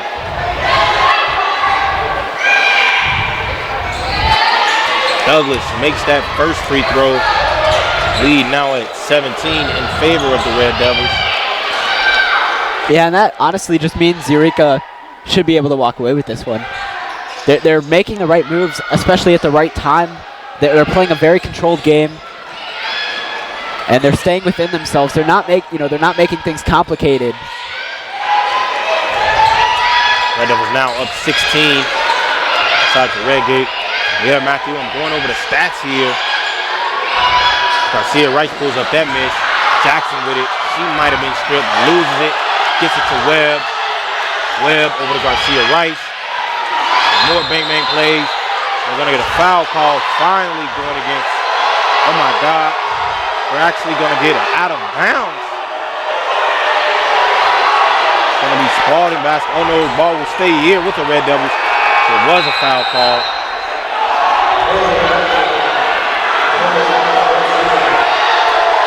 They're going to switch the call again, so Spalding will have the ball here. Like yeah, I'm not really following what the refs are seeing, to be honest with you. Me neither, Matthew. Me neither. But Rocky with it now. I'll do my best to keep an open eye. Rogers. Rocky. Right scoop, no good. Batiste pulls it down. Not able to score. Gets another offensive rebound. Won't score that one either. A second offensive rebound. Floater by Lou. Won't go. Red Devils finally pull it down. Those are opportunities that Spalding is setting up in a good way too, and they're just not knocking anything down. Absolutely, Matthew. We were talking about it. Spalding has 12 points scored this quarter, 8 of those coming at the free throw line. They haven't been able to throw a rock in the ocean from the field at least. Webb trying to get open. Stolen by Lou. Foul call going to go against Webb. Going to be Spalding basketball. Spalding not letting up. A lot of fight left in them as they trail this game by 16. And they'll go to the trip for another look here at the free throw line. Well, I'll say it's a good thing Eureka's been able to pull away a little bit, because for times like these, Spalding is going to just keep drawing contact, keep getting sent to the line. But Eureka has a comfortable enough lead now that they don't really have to worry about that. Luke knocks down that first free throw, and yeah, these trips at the line here will be free throws number 19 and 20 for Spalding. Compare that to the Red Devils' just 6 free throw attempts in this game. And it's Luke passing on that one. Spalding has had 12 looks at the line here in this quarter. Redgate with it, swing pass, Jackson. Jackson, left wing triple, won't get that one to go. Fighting for it, and we're going to get another trip at the line here. These will be free throws number 21 and 22. These will be the 14th shot free throws here of this quarter for Spalding. They still only made 2 baskets this entire quarter. The rest of their points coming at the free throw line. Yeah, and you can see the Red Devils right now talking things over on their side of the floor. And I'm sure that Nahara, who looks like she was leading that conversation, maybe just telling her teammates to lay off of the fouls in a respective way. Because, yeah, if that's the only way that Spalding's able to score right now, there's really, no point of fouling. Don't give them that chance. You want them to work for their points. Spalding just shooting 2 for 18 from the field in this quarter. As we see to knock down another free throw, Reidner. That explains why they got the 6th spot. And now Spalding down by 12 here. We're down as many as 21 points. Cut that lead down by 9. Red Devils still up double digits here in this game. Spalding just shooting 11% from the field in this quarter. Haven't getting anything to go. And Garcia Rice backdoor cut. And the Red Devils finally able to get their own looks at the line here. This will be just their 8th look at the line all game. Refs finally delivering. Meanwhile, as we mentioned, Spalding has had 15 looks at the line here just this quarter, 14 looks at the line just this quarter, while the Red Devils have only had 8 in the entire game. Red Devils still up 13. 37 seconds remaining. Garcia Rice, cash money, that first trip at the line. Reich, a 47.1% free throw shooter this season at the line. Trying to extend that number. Garcia Rice passes home, both of them. Red Devils up by 14. And I will say the good thing about Reich, to me, she's one of those huge development players. I feel like she's had a huge breakout season. We've seen a few games that Reich has played in where she's just been scoring like crazy. Like there's really no off switch. Absolutely. Ryder trying to make her move. And stolen by Jackson. It'll be steal number 7. But she threw it away back in the hands of Ryder. Garcia Rice might have got hands on that one. Got to get one more shot out. Ends up with it. 6 on the shot clock. Jackson with it now. Got to get a shot up. Over to Abascal, way downtown.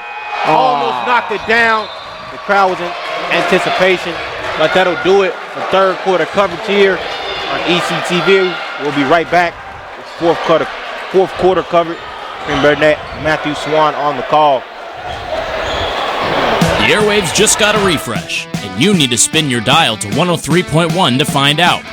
EC 103.1 is your latest and freshest option at your disposal, with the latest alternative rock hits, new personalities, and live sporting events at Eureka College. With an award-winning pedigree, EC 103.1 will quickly be the only thing you want to hear on your radio. Now on the FM airwaves and streaming globally on iHeartRadio. EC 103.1, your rock alternative.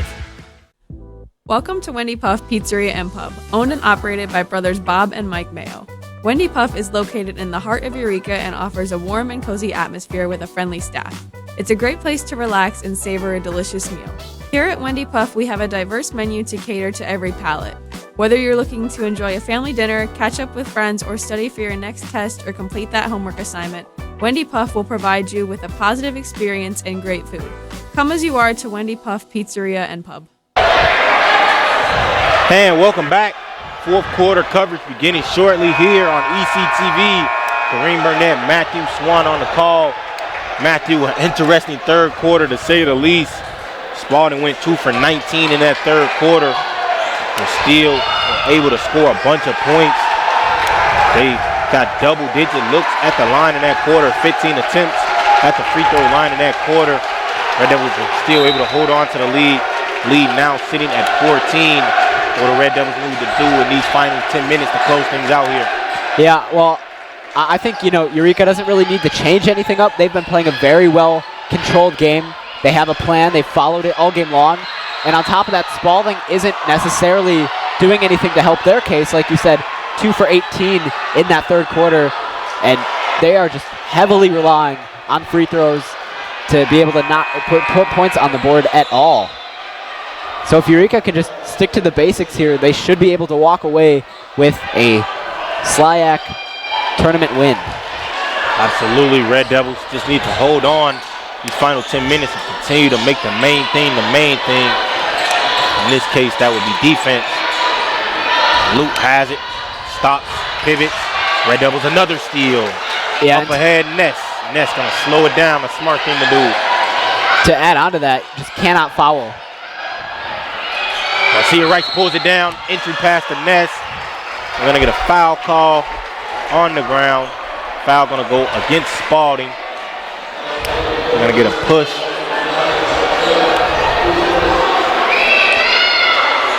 I believe the Red Devils would have maybe have preferred for the foul not to be called, as Ness was wide open in the paint. But nonetheless, Red Devils will have the ball here. It'll be Nahara inbounded. Nahara over to Abascal. Abascal making her drive against Ryder. Scoop layup good. Wow. Alyssa Abascal scoring on that baseline layup.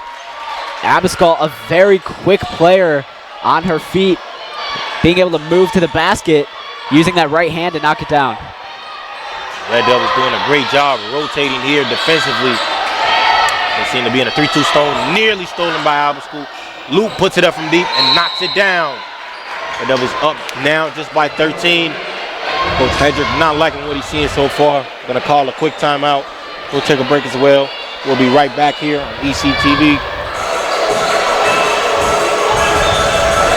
Did you know toner powder is actually powdered plastic, and Americans consume 100 million pounds of it each year? Epson Workforce Enterprise AM series printers are powered by simple, smart, and clean precision core technology, doing away with waste-making laser printer designs and parts that end up in landfills. So you can experience less wasting, more saving. Your Epson Business First partner is City Blue Technologies in Peoria, Eureka College's official partner for sustainable printing. Welcome back to the broadcast here on ECTV. Green Burnett, Matthew Swan on the call. There's a three made by Luke that put Spalding Spalding down by 13 before he went to break, trying to slowly but surely cut into that huge lead that the Red Devils came out of that third quarter with up as many as 21. Matthew just barely under 9 minutes of play remaining in this quarterfinal matchup between the Red Devils and the Golden Eagles. What the Red Devils need to do to hold on and pull out a win here this Tuesday night? Just be aggressive on defense, but not to the point where you foul. Again, it all has to do with keeping things simple. Like you said, Spalding was able to add on another three before we had that timeout called, but a lot of that I feel like has to do with being a little wide open. We saw Abascal try to go for a steal there. She misjudged the pass, and that allowed Spalding to have an open shot. We mentioned Spalding shot 14 free throws and made 8 of them, I believe, 9 of those 14 free throws in the third quarter. Only scored 2 buckets in that third quarter. The Red Devils have done a great job defensively. They forced 17 turnovers in this game, 15 steals, 5 blocks. That's 20 stocks in total for the Red Devils. So defensively, they've been out there, just have to play without fouling. Ness makes her move against Matisse, fading away. Good move. Josie Ness with the baseline fader to boost the Red Devils lead to 15. 8:30 remaining in this ball game. Heavily contested, but a very sharp shot attempt by Ness and a turnover on that call. Look at a travel call going against the Golden Eagles. So that will be the Red Devils' 18th forced turnover here. Abascal with it now. Making her move over the well. She's got Rogers guarding her. Now in the hands of Nahara. Yeah, right now it looks like Eureka's just going to pass the ball around a little bit. Go to work. Webb getting inside. Garcia Rice pulls it down. Might have been fouled. Ness going to end up with it. We're going to get a jump ball. A foul going to be called on the floor. The ball will stay here with the Red Devils. Yeah, I was going to say, I'm a little surprised there was no foul call right away. It looks like, as I believe that was Reich going up for the rebound. Looks like she got hit. Nahara to inbound it. Puts it over Garcia Rice. Ness pulls up close range jumper. Won't fall. We're going to get another foul on the ground. I believe that foul is going to go against Luke. We're going to push. Yeah, Lute, just one of those very aggressive players. We talked about how she's known for that, being a little aggressive, sometimes too aggressive, maybe causing some altercations. Abascal with it. Lute guarding her. Crossover move. Resetting. Ness with it now. 10 on the shot clock. DHO to Ness. To Nahara. Nahara over the tight defense. Won't go. Garcia Rice again on the offensive board. Abascal fakes it. Gets inside. Floater. And we're going to get a foul going against Batiste on that play. Yeah, notice how Abascal on that move, staying within herself. Very calm, very collected. She starts off by making it seem as if she's going to take the three. Instead, she moves inside the arc, drawing contact, getting to the line. Garcia Rice extremely effective on the offensive glass tonight. I believe she has between 3 and 5 offensive boards, 2 in this quarter. Alyssa Abascal knocks down that free throw. Lead is increased to 16 in favor of the Red Devils. Obstacle with a chance to make it 17. Obstacle transferred over earlier this season from Greenville. She's been a major part of the Red Devils' success here this season. Douglas with it. Her team down 17. 7.5 remaining. Yeah, and to add on to your point, again, it's just a Eureka team. They don't need to rely on a single person. They have, an entire team, each with their own individual talents, finding ways to contribute in a different form every single game. Nahara from deep. Good! Maxine Nahara putting the icing on the cake. And what's been a dominant performance here for the Red Devils. Lead is now at 20. Maxine Nahara up to 14 points. Her second made triple of the game. Yeah, and I'll say Eureka's three-point shooting has not been so good to the point where it's outstanding, but they have knocked them down when it's mattered.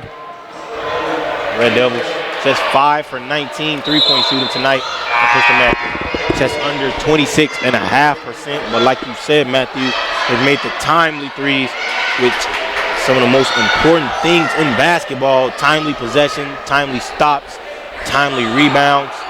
That's the entire game of basketball. It's not what you can do, it's when you can do it. Everyone can make a layup or a jump shot, and the game doesn't matter, but it's when those possessions matter the most and you're able to perform.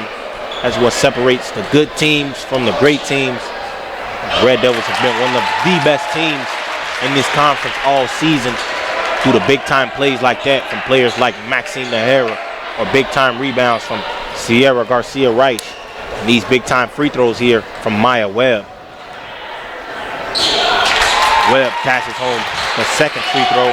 Lead is now at its highest, 22 points, 66-44 here. Yeah, and the greatest thing is that Eureka, at least from up here, it looks like they're not even having to work too hard to keep this lead. Again, it has, Spalding just not putting anything up offensively, beating themselves up.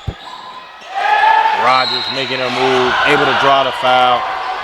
Webb called for the foul there. Webb just motioned that her hands is up on that play. And there's no other way to guard that without fouling, just putting your hands up. Yeah, that's the only thing I'd recommend Eureka to stay away from. Rogers missing that first free throw there. It's a bit of a ball don't lie moment.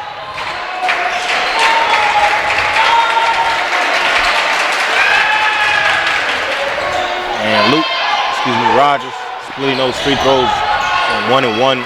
Ices Rogers. Red Devils lead is cut down to 21. Nahara with it. Hollowell guarding her, making her move, gets to her spot. Almost bounced in. Another offensive rebound, Garcia Rice. Ness bank shot is good. The bank is open on this Tuesday night. Josie Ness knocks that one in from close range. And Sierra Garcia Rice has just put herself in a great spot on offense to get offensive boards, sitting in what is known as the dunker spot. And she's gotten a lot of backdoor cut opportunities from that position as well. And not only able to score, but rebound and get her team extra possessions as Hollowell knocks down that triple. Lead is cut to 20. Yeah, and the Red Devils just continue to add on and take advantage. 20-second chance points in this ball game for Eureka. Again, Spalding just not making the right reads. Looks like there's another timeout. They'll take a timeout, so we'll take a quick break as well. We'll be right back in a few minutes. Fourth quarter coverage here on ECTV.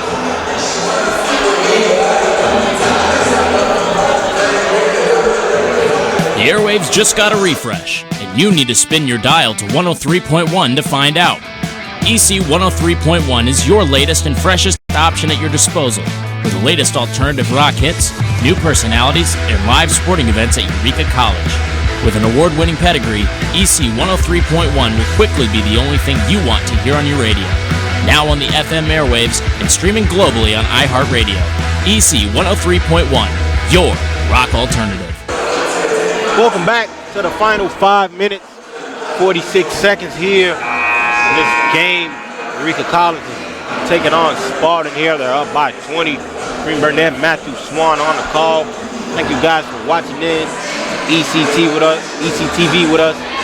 All our viewers here tonight and all our viewers who've been loyal to us all season. Red Devils up big here in these finals.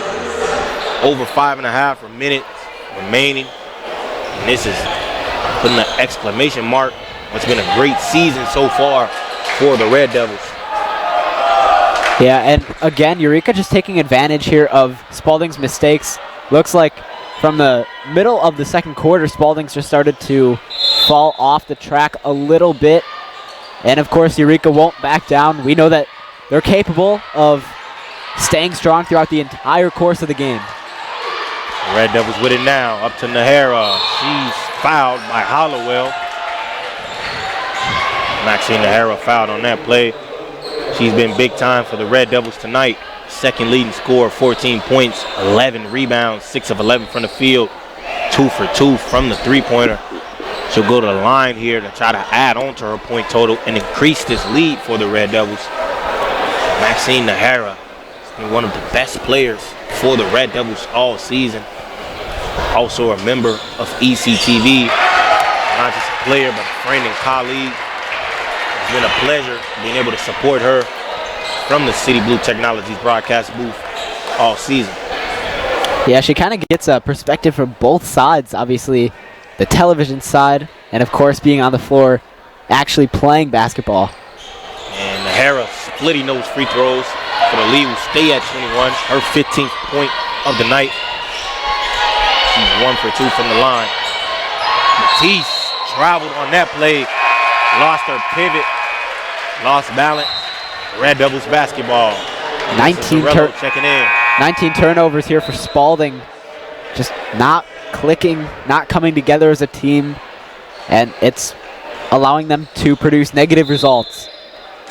Absolutely, and the Red Devils defense has just been super stellar. 15 steals, 5 blocks, 19 forced turnovers. They have 26 points made off turnovers. That's just incredible. As Maya Webb gets downhill, not able to finish. Matisse pulls it down. Matisse done a phenomenal job on the glass all night. We're going to get a travel call. Too much movement on that possession. The Red Devils force yet another turnover. Turnover number 20 for Spalding. Yeah, and both teams coming into this one knew it was an important game, so you have to assume that there are going to be a lot of aggressive plays moving forward, and that's exactly what's happened. But of course, Eureka, as you can tell, is the one team taking the most advantage out of these aggressive plays. Josie Ness headed to the line here. It'll be her first trip at the line. She's been phenomenal tonight. Her minutes of play here, 10 points, 2 rebounds. It's the way she's gotten those points. She has some big time block in that first quarter. Josie Ness, the senior, her 5th year, I believe, at Eureka.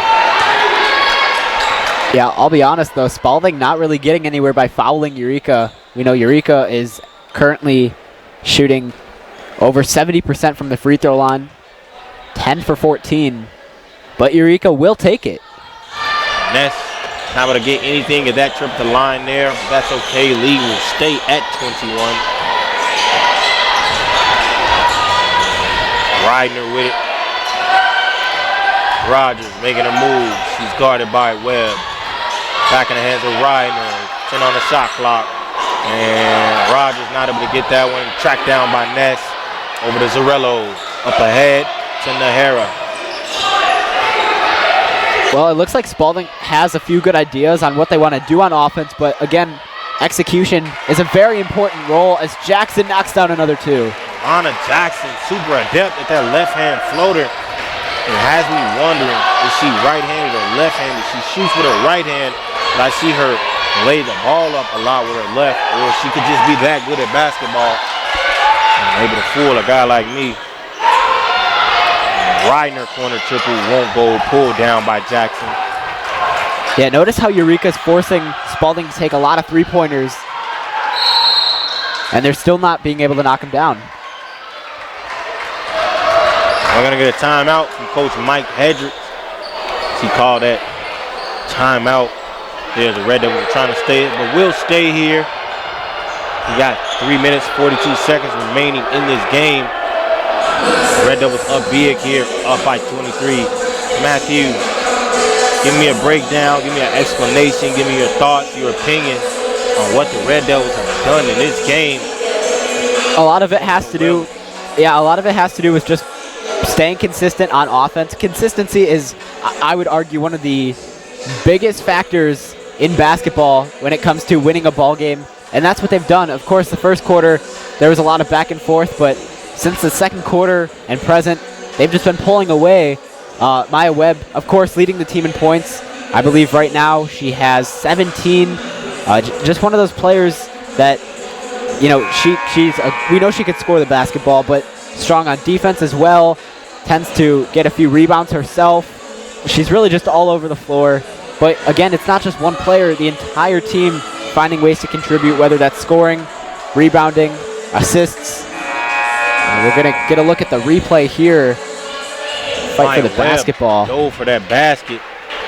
Coach was able to call timeout to maintain possession of that ball. That's a good use of a timeout. Webb actually going to come on the bench in favor of Abascal.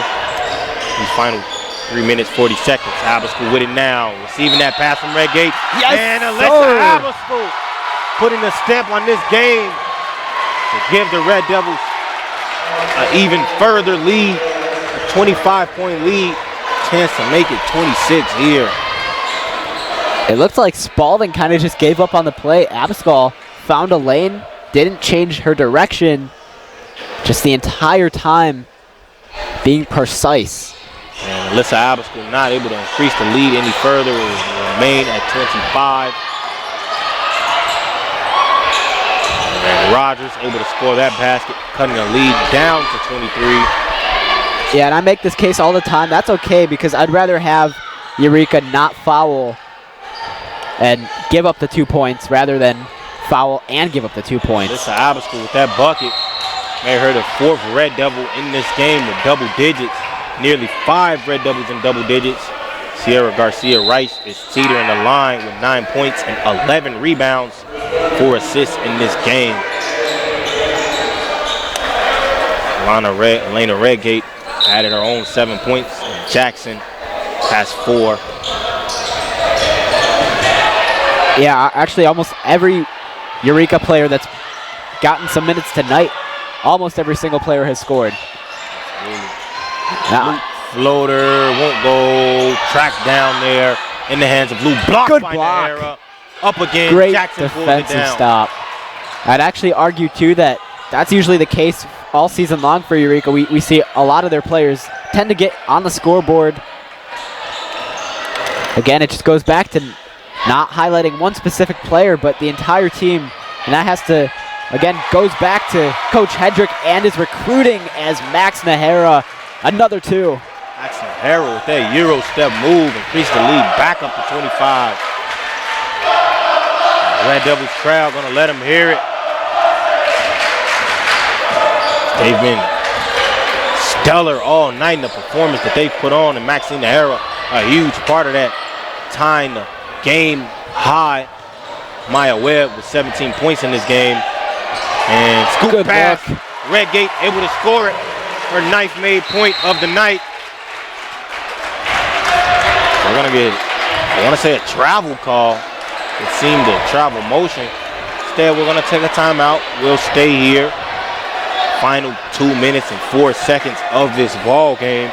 And the Red Devils will walk away with a victory up by 27.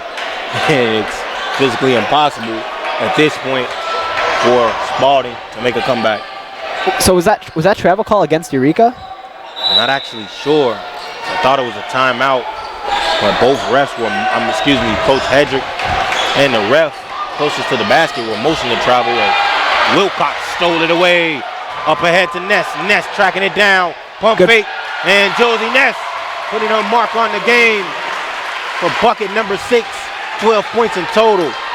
Yeah, that pump fake really helped Ness be able to convert there. And Ness stole it away again. Up ahead, Garcia-Rice. making her move, slowing it down. Smart here. idea. Final 90 seconds of basketball remaining. Zarello driving baseline, takes the bump, finishes through the contact. Alyssa Zarello pushing this lead up to 31. Yeah, Zarello seeing her first 2 points of the night. Diving forward, Garcia Rice ends up in possession, and we got a jump ball here. Final 68 seconds remaining in this SLIAC Women's Conference quarterfinals here. Quinn Burnett and Matthew Swan, we've been on the call with you all night, all season here on ECTV from the City Blue Technologies broadcast booth. And the Red Devils gonna walk away with a win here. And we got some substitutions on the court. Katie Halfman is checking into this game. Her first minutes of the night. She was honored a few weeks ago at senior night. We also have Alyssa Taylor in the game, seeing her first minute. Yeah, the fans really letting Spalding hear it. Ness with it over Wilcox. Wilcox driving inside, and Wilcox takes a hard foul there from Caldwell.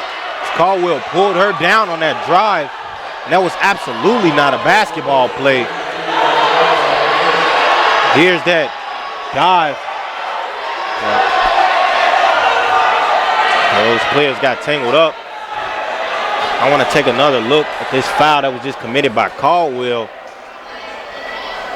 Extremely uncalled for. Wilcox misses that first free throw. Caldwell, we haven't seen her since the first half. For her to come into the game, her first minutes of the second half, and a blowout win, to commit a play like that, it's mind-boggling.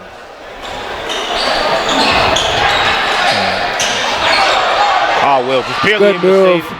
Stole it by Ness. Put it up. Wilcox fouled hard again by Caldwell, and that's the second hard foul in a row from Caldwell. And here's that replay of the first one, just absolutely uncalled for. She completely hooked Wilcox and pulled her down, and then just did the same thing to Ness. And Caldwell gonna come out of this game, and the Red Devil crowd gonna let her hear it. And at this point, that's the only thing Caldwell can do. Those uncalled for fouls, as her team is gonna walk away with a loss. A major loss is they will lose this game by over 30 points. I'm sure that has to be on Caldwell's mind.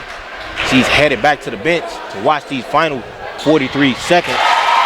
Yeah, and that's the thing. Sacrifices are going to have to be made as Wilcox, as you mentioned, Kareem, taking a couple hard falls, but making it up at the line.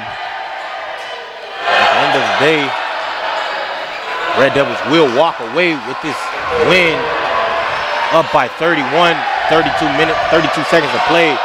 Wilcox with it now, slowing it down. Over Zarello. Zarello thought about it, driving baseline, falling, fading, won't go, pull down Ness, tried to get it up. Ball is gonna go off the Red Devils.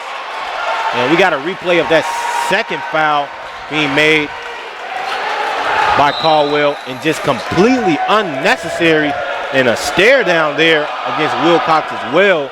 Yeah, you could even see her kind of swinging her arms down, throwing, looks like Wilcox to the ground almost. And the crowd in unison singing goodbye to the Spalding Golden Eagles. And regardless of the dirty tactical plays made by Caldwell, another foul there from Hollowell. Red Devils will walk away with this win. The only thing this Spalding team can do at this point is foul, try to lick their wounds, but unfortunately, there's not enough time, and it won't be enough fouling in the world. Yeah, I was actually going to ask, what's the move here for Spalding behind fouling? You literally cannot come back right now, so I don't understand the fouls late here in this fourth quarter. I mean, Matthew, the guy who's played a lot of basketball in my life, sometime when a team has completely overmatched you or just is clearly better than you, the only thing you can do is foul. It's one of the sayings in basketball: when you can't guard someone, you foul them. As a player who has fouled a lot of people in my day, I would say that this Spalding team is just outmatched by this Red Devils team, and they've fallen to a fouling tactic. But again, it won't save them. Less than 4 seconds remaining. This will be the end of the Spalding Golden Eagles season. It'll end here. The Devils win this game by over 30 and head on to the semifinals. This was a quarterfinals that took place here. Hollowell will make that first free throw. Yeah, but the important thing, Kareem, like you said, Eureka will walk away with a win here in the SLIAC tournament and move on, which I believe their next game is going to be on Thursday at Webster. And that'll do it. The Red Devils with their first conference tournament win here under Coach Mike Hedrick. The crowd has erupted. The women have erupted. But we will shake hands with the Spalding Golden Eagles. Always show sportsmanship at the end of games, regardless of the outcomes. And a great, huge, big-time win here for the Lady Red Devils. And now I believe, Matthew, this is just the beginning. Friday, they will take on Thursday, 5:30, they'll take on the women of Webster. They'll take on the women of Webster at Fulton, Missouri. This Friday, 5:30, we'll cover that game. This Thursday at 5:30, we'll cover that game on our sister station of EC 103.1. Matthew, you have the closing remarks. Yeah, well, like you said, Eureka's nowhere close to being done. They are trying to make a statement. They've made a statement all season long in the regular season, but now it's time to transition that energy from the regular season into the postseason, and I'm sure that's exactly what they're going to do. Again, a very great game for Eureka. Prior to this game, they were 1-1 with Spalding, and of course, here in this tiebreaker, they came out with the win, 84-54. Our next broadcast of Eureka College basketball will be on February 26th. That's tomorrow, Thursday, when Eureka hosts. You can watch that broadcast right here on ECTV. Coverage begins at 7 p.m. live from the City Blue Technologies broadcast booth. Eureka College basketball is made possible by City Blue Technologies, leading Epson dealer serving Central Illinois, Wendy Puff Pizzeria and Pub in Eureka, and by Cornerstone Family Restaurant in Eureka. The executive producer of Eureka College basketball, Dr. John Malone. Tonight's studio operator was also Dr. John Malone. On behalf of my broadcast partner, Matthew Swan, this is Kareem Burnett. Thanks for watching in with us.